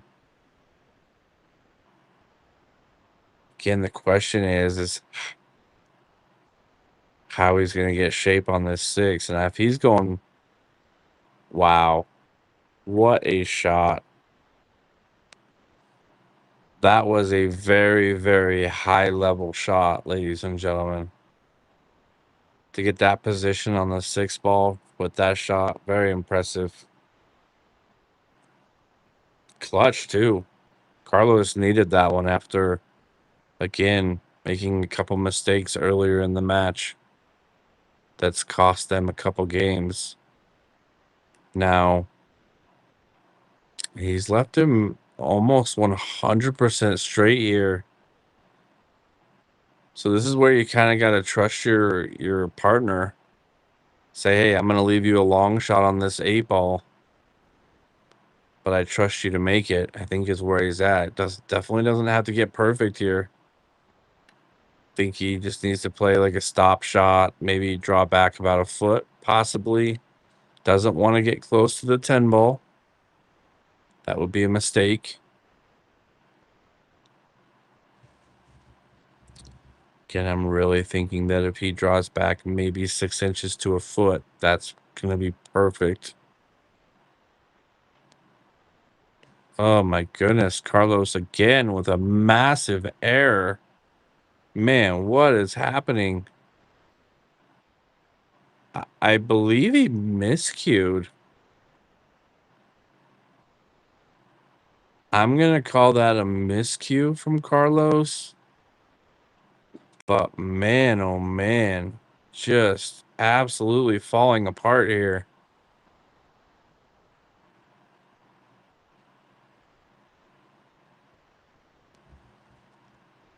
Like, that is just something that you cannot have happen in these matches. And now they're going to, blow another game here. That's going to be 2 out of the last 3 games that they've kind of gave away, so to speak. They had them both wrapped up for the most part and had some pretty bad errors. And that's going to do it. Score is going to be 10 games to 6. They've won now 10 out of the last 11 racks. Carlos really, really, really struggling again after this shot right here that he made earlier. I'll show you a replay of that shot.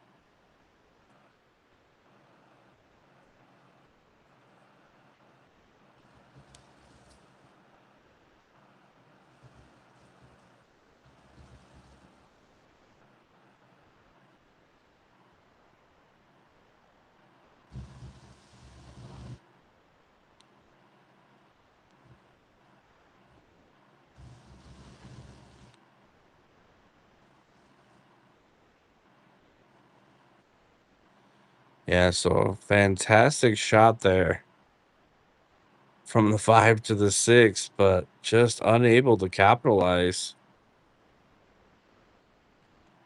And guys, this match is no slouch either. They're playing for $4,000, so $1,000 a man. So every error is very costly, not only for yourself, but your partner too. And again, you're not playing by yourself, you're playing with your partner's money as well. So they've got to get this fixed and get it fixed quick.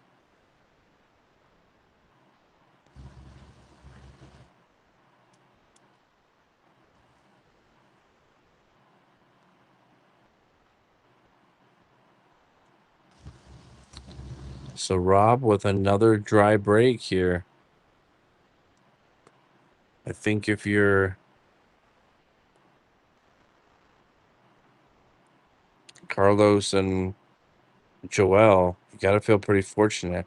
Rob is definitely capable of breaking very strong, and they did that just a few games ago, when Carlos made that error, and then Rob and Francisco followed it with a break and run. Not going to get a break and run here, though. But this rack is still quite messy.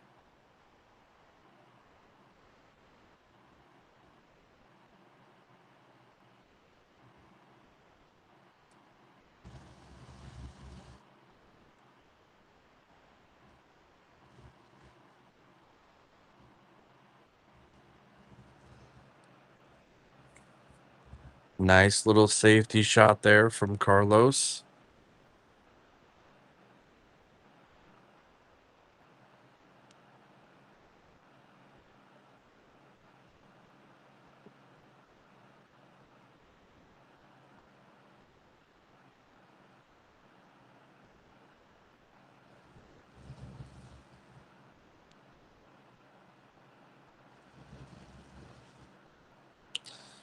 Francisco's pulled out the jump cue.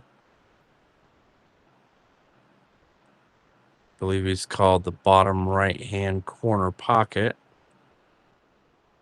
Going to be jumping the 4 ball.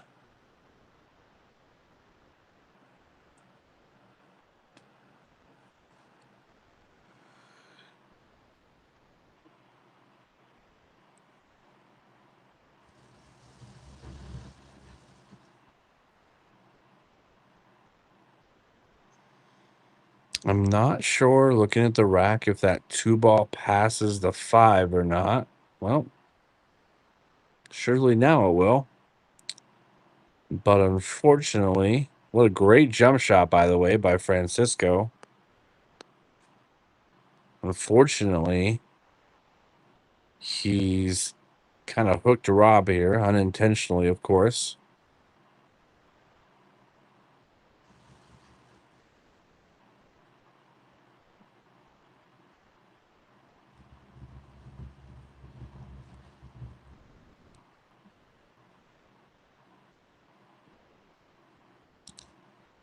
So 2 balls going to be moving towards that upper left-hand corner pocket.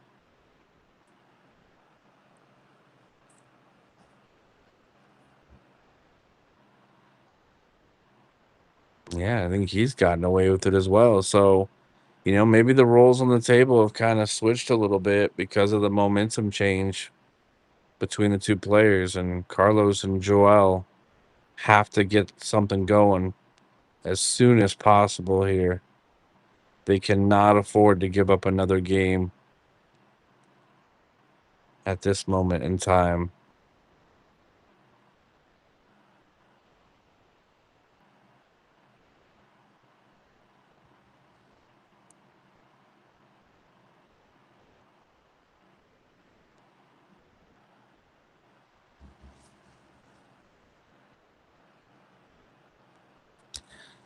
Yeah, that's not gonna be okay from Joel there, or Carlos. Maybe a smaller error than the ones that he's committed before. But there is a way to get to this 3 ball. He can either come between the 6 and the 8 all the way down to the end rail, or he can play this with a little bit of inside English. And that should run the cue ball near where the 4 is at.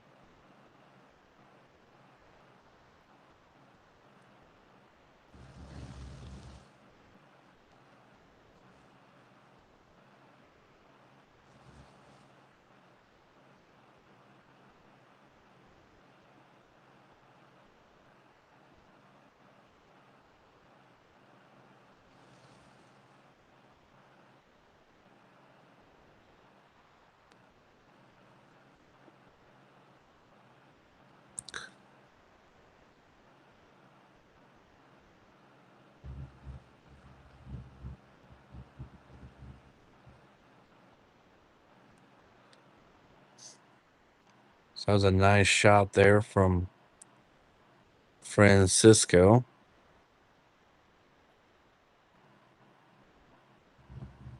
Looking at Rob's backhand, something doesn't seem super level with it. Let's see if he's able to knock this 3 ball down. Yeah, like I say, something just didn't look right there.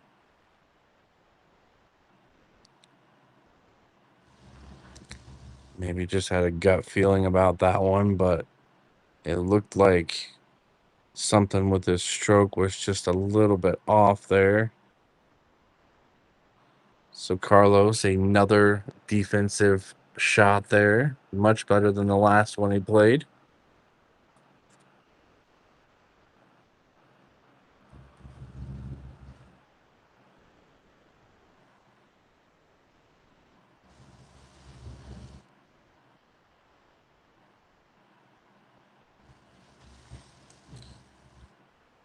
All right, guys, in the chat, is there any other new subscribers for the day watching currently?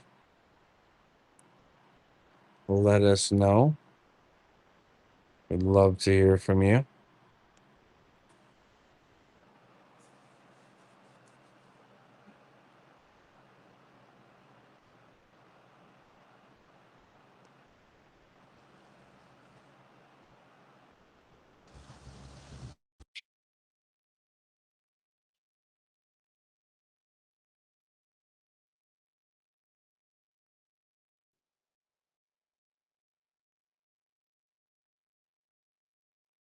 So we got a jump shot incoming here from Francisco.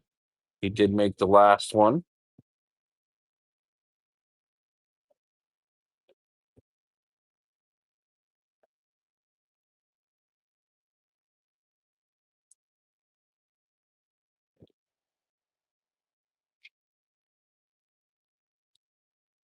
Well, he's made contact with the 3 ball, but hasn't made it. It's kind of left Carlos and Joel just. I mean, one thing leads to another, and they just can't quite seem to get a roll at this point in time. And again, a lot of that's self-inflicted because they should have won 2 out of the last 4 games, and they hadn't. And look at this, another one right in the jaws of the pocket. So another opportunity looms here for Francisco and Rob.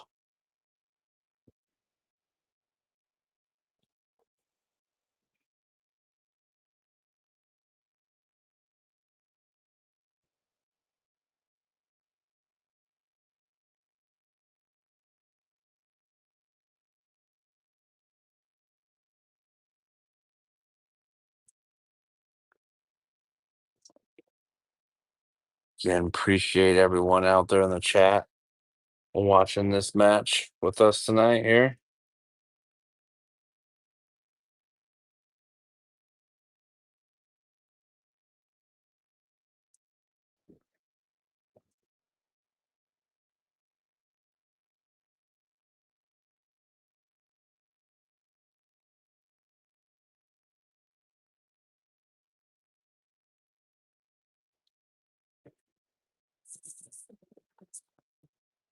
Wow.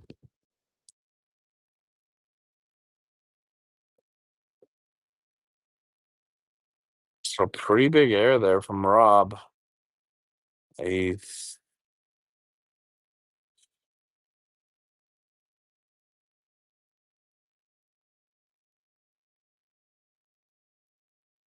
Yeah, I think Rob tried to go 2 rails there, and the 3 ball was sitting a little bit too deep in the pocket, and he missed both and is giving away ball in hand. So an opportunity comes Carlos and Joel's way. Can they capitalize? History of the last 5 games says they can't, but they're trying to overcome that.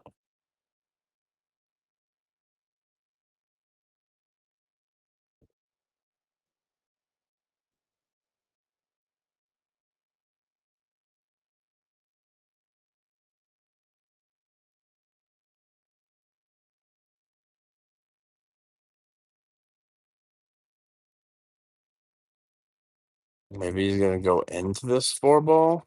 Okay.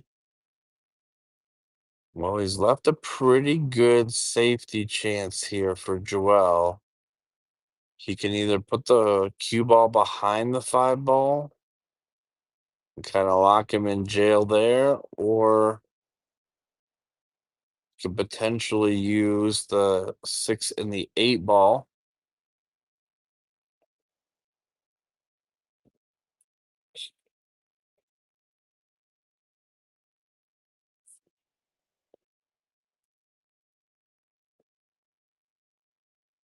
I think that's what he's going to try. I think he's going to try to put the cue ball behind the 5. It's probably the easiest option. The problem is the cue ball is so close to the rail, he's gonna have to be jacking up on this. Four ball is likely to also contact the 8 or the 6 or potentially both and then come around the 7. Doesn't want that to go in. Okay, so he's made a really nice shot there. He's left Carlos with this 5 ball, and if they can get on the 6 ball and get good position, maybe they're gonna get a game back here. Easier said than done for these two in the last couple of games.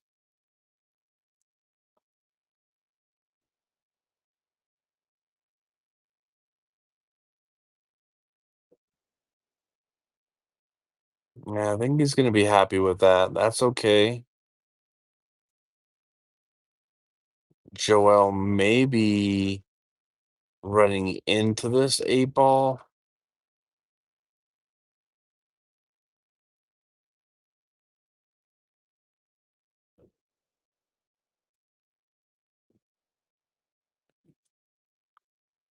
I would assume he's gonna try to make contact with the 8 and kind of stop the cue ball. It just kind of depends on the angle that he's got here on the 6.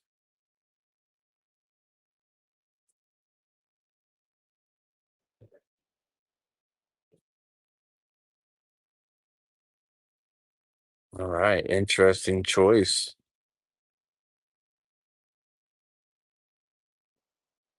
So Carlos has kind of been struggling with the clutch shots here in this match, and it wasn't just moments ago that he missed the 7 ball and gave Rob and Francisco a pretty easy out. Definitely not going to let that happen again. Joel runs back to the table. Joel and Carlos on the brink of finally getting a game back, taking this massive run from 10 games to 1 to 10 to 2, making the score 10 games to 7.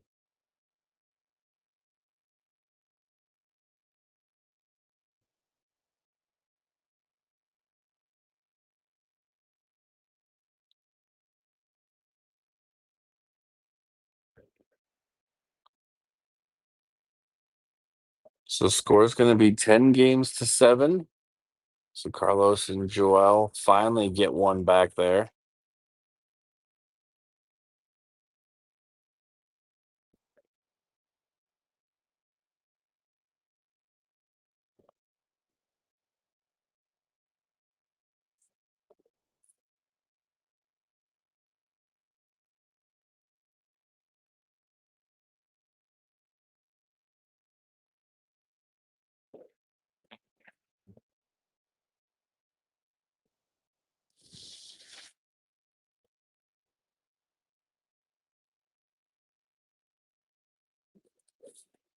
So we'll see who comes to the table to break, whether it be Carlos or Joel. If they can break and run here, that would be massive. Again, breaking and running on a bar box 10 ball is not the easiest thing to do.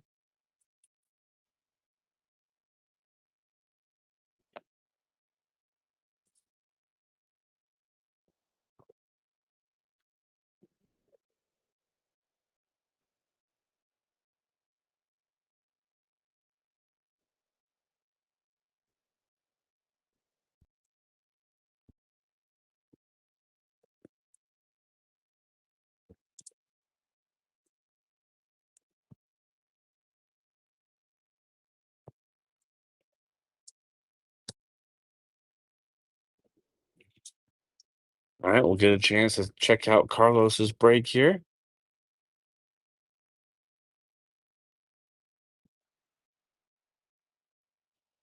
Nicely done. He has pocketed a ball. And he's left a really nice shot here on the one.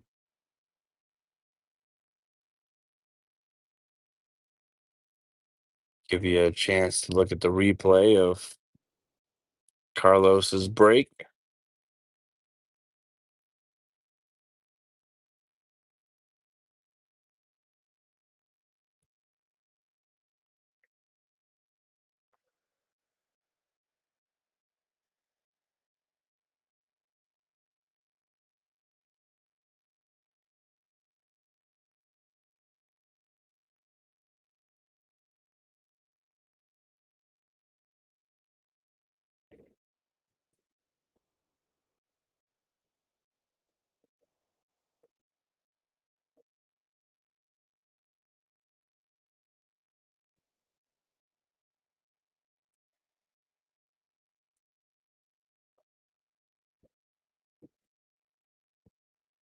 All right, Carlos here wants to avoid the side pocket. He does indeed, but this three ball does not pass the 5, so they're going to have to get a little creative here. Looks like there is a pretty easy safety attempt here if he just rolls the cue ball into the back of the 10. Then they're going to have to kick into this 3. I mean, if he really likes the shot, he could play the combo.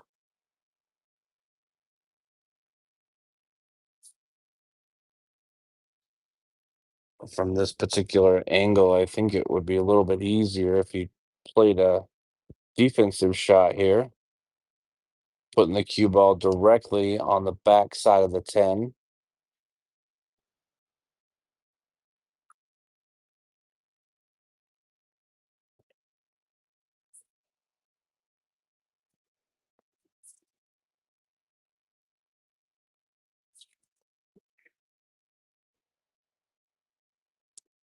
Again, guys, if you haven't tried the super chat option out in the chat yet, would absolutely love it if somebody came through and showed everyone else how it works. Again, it doesn't cost a whole lot, but kind of gives us a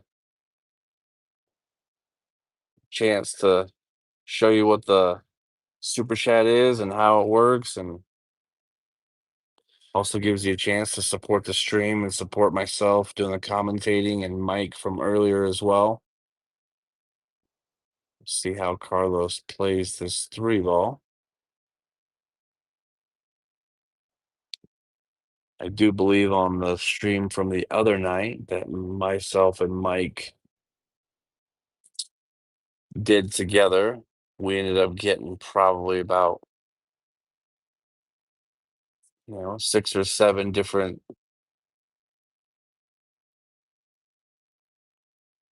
Oh, he tried the combo. 4 or 5 different super chats, so we appreciated that.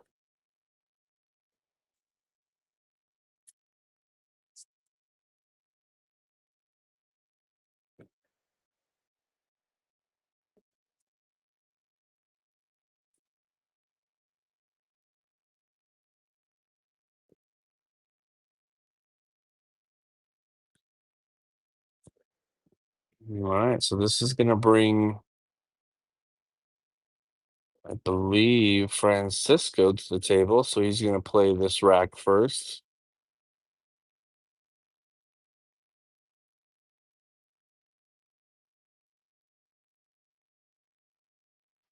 And I think he's just going to play this 3 ball in the top left-hand corner pocket.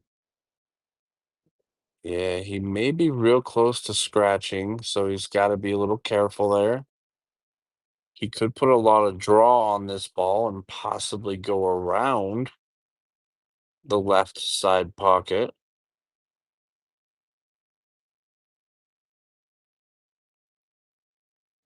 Problem from there is this 4 ball doesn't really have a pocket to go in at the moment. I mean, again, you can play the combo into the 6, but combos from that distance are definitely a low percentage play.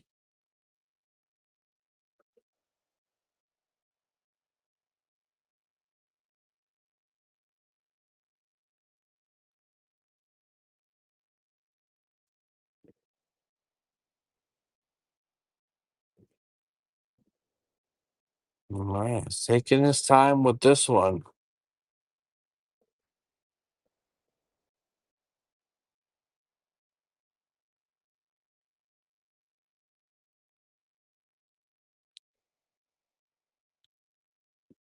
Nicely executed there from Francisco. He's kind of left Rob with an option here to play a safety shot on this purple 4 ball or take on the combo 5 into the 6 ball.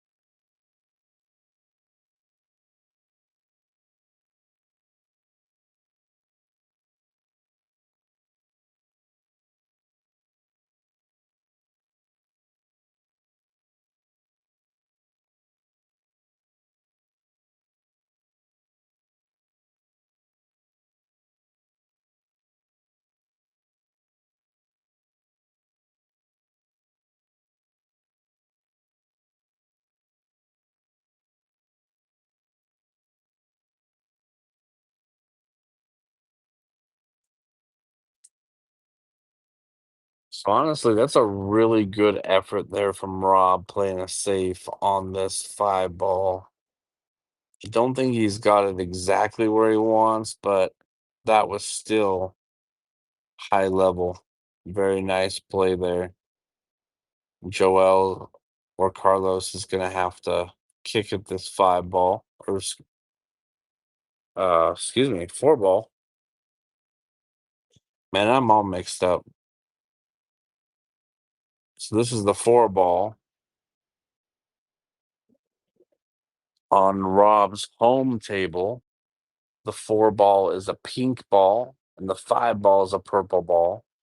So if I've mislabeled them at any point in this match, that's definitely why. So my apologies.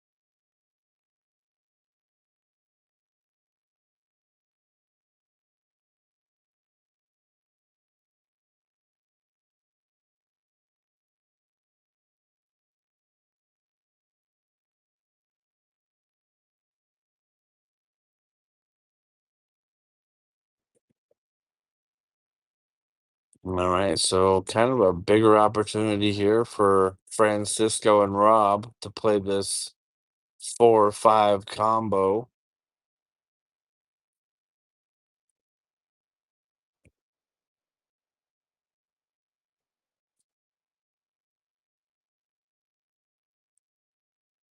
He just needs to try to focus on where this 4 ball is going to go after contact with the 5. If he clips a rail before he hits the 5, he's going to have to compensate for that.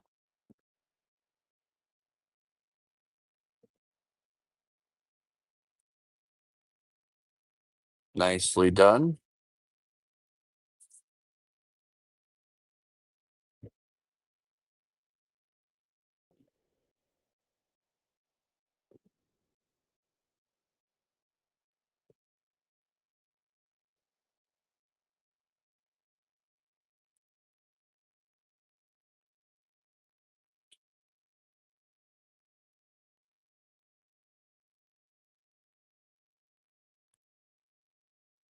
All right, Rob sets Francisco up with this 6 ball.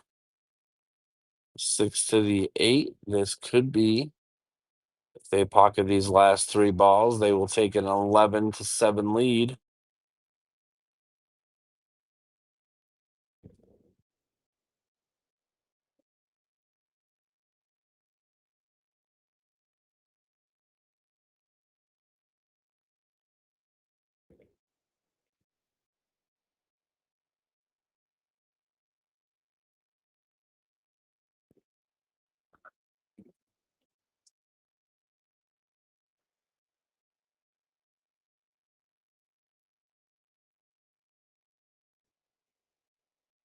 Rob trying to make sure he gets this shot correct to give Francisco a shot at this 10 ball.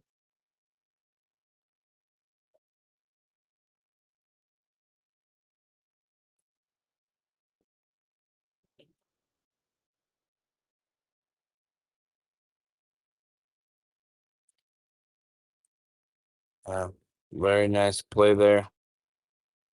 2-rail shape. Straight in on this 10 ball. Looks like Francisco and Rob are going to take an 11-7 advantage. Just like that.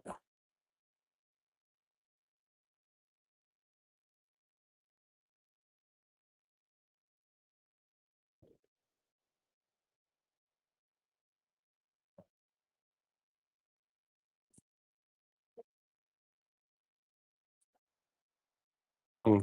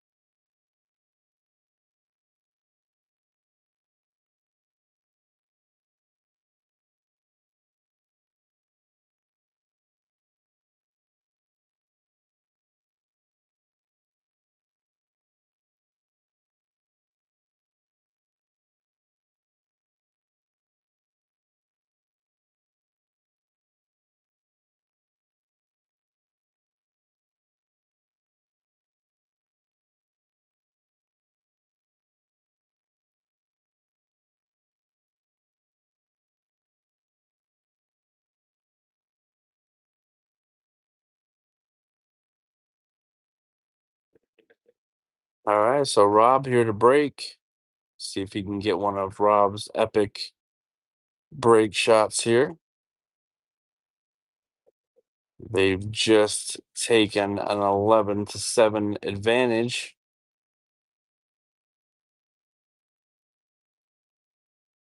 Carlos and Joel.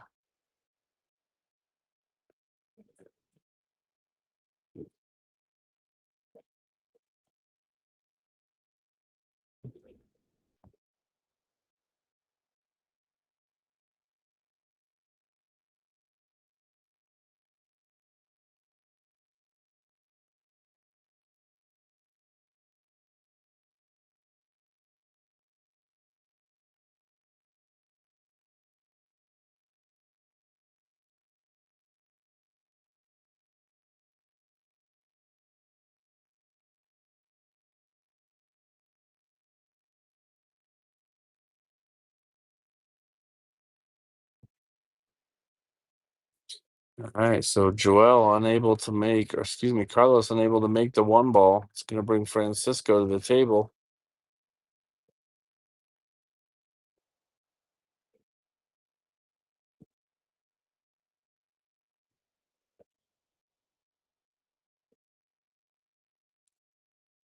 Joel and Carlos have got to make a move, and they've got to make it quick in this match. They're running out of time.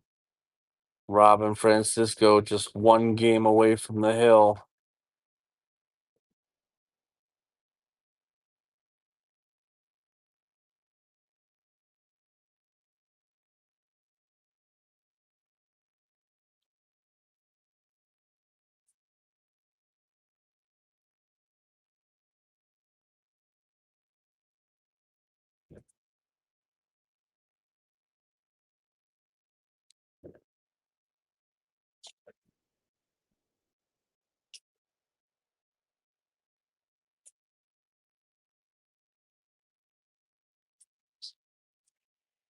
Mhm.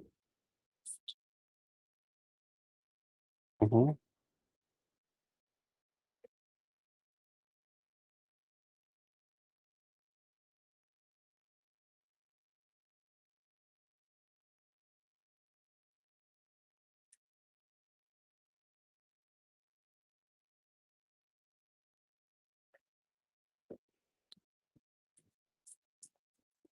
All right. Anybody in the chat box still have some confidence in Joel and Carlos to win this match? Let us know here.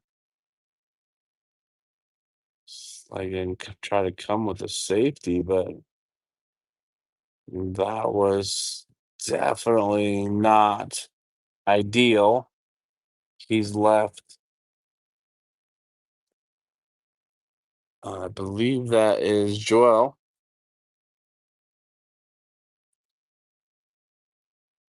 It's a pretty uh, easy cut shot here on the 2. He does have some traffic he's got to worry about trying to get back to the 3 ball. And I think that's kind of what he's studying right now.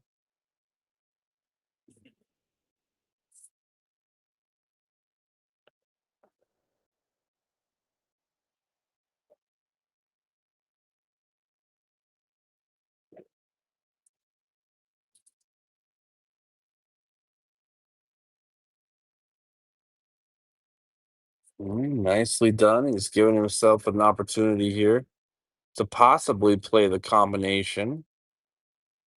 If it goes, if it's on, I believe Carlos is going to play it. That would be the 3 ball into the 5. And the 5 into the side pocket.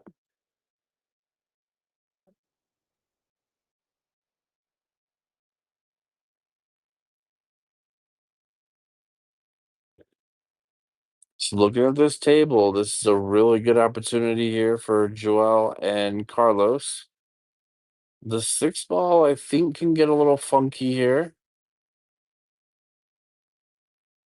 So he's going to have to get almost perfectly straight in on this 4 ball in the bottom left-hand corner pocket to possibly roll forward.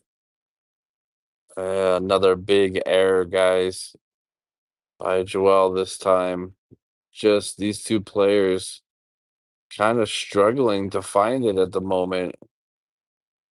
And Rob and Francisco,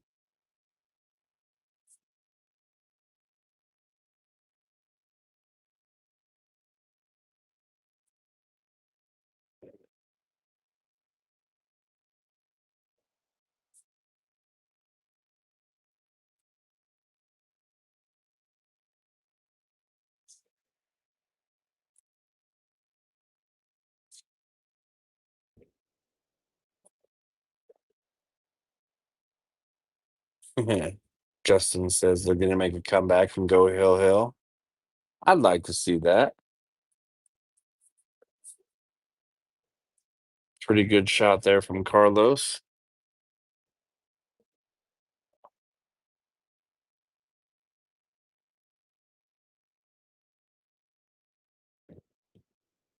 That's going to leave Francisco with a kick shot here.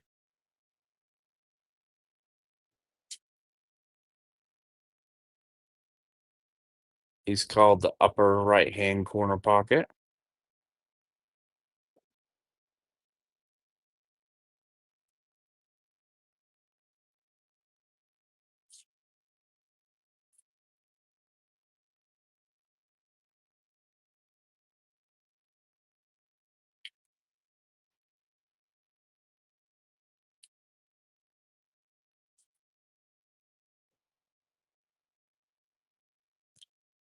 He has made a good hit, but this is going to leave a shot for Carlos and Joel. Depending on how he wants to play this, he could try to move the cue ball behind the brown 7 ball on the right-hand side of the rail.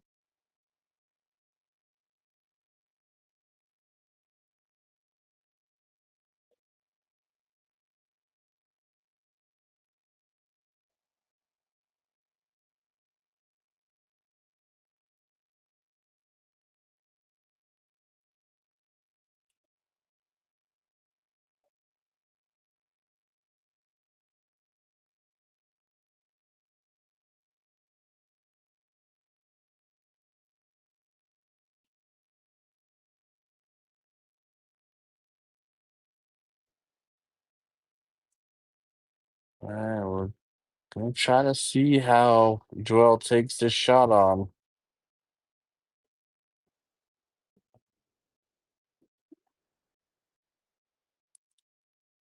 I think the safest bet here is try to roll up directly on the 7, and he needs to execute it perfectly because if he comes up short at all, I do believe he's going to leave a shot for Francisco and Rob.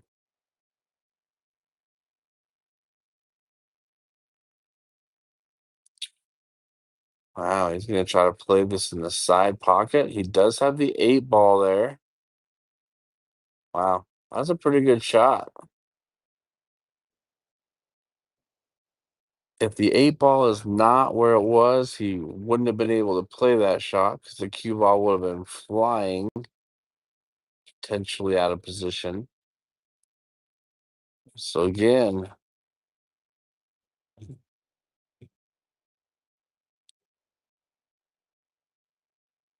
an opportunity here for Joel and Carlos to grab another game.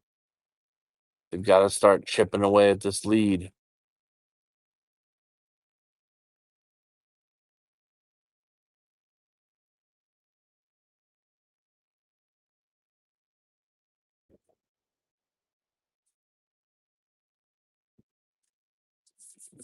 This 8 ball is kind of in a tricky position. Looks like he may elect to leave Carlos the combination of the 8 to the 9.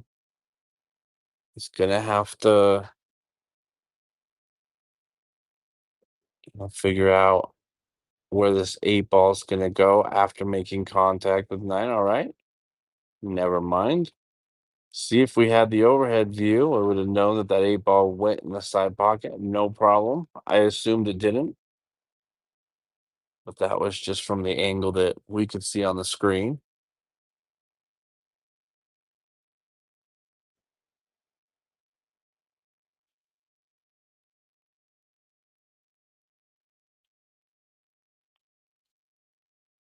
All right, so Joel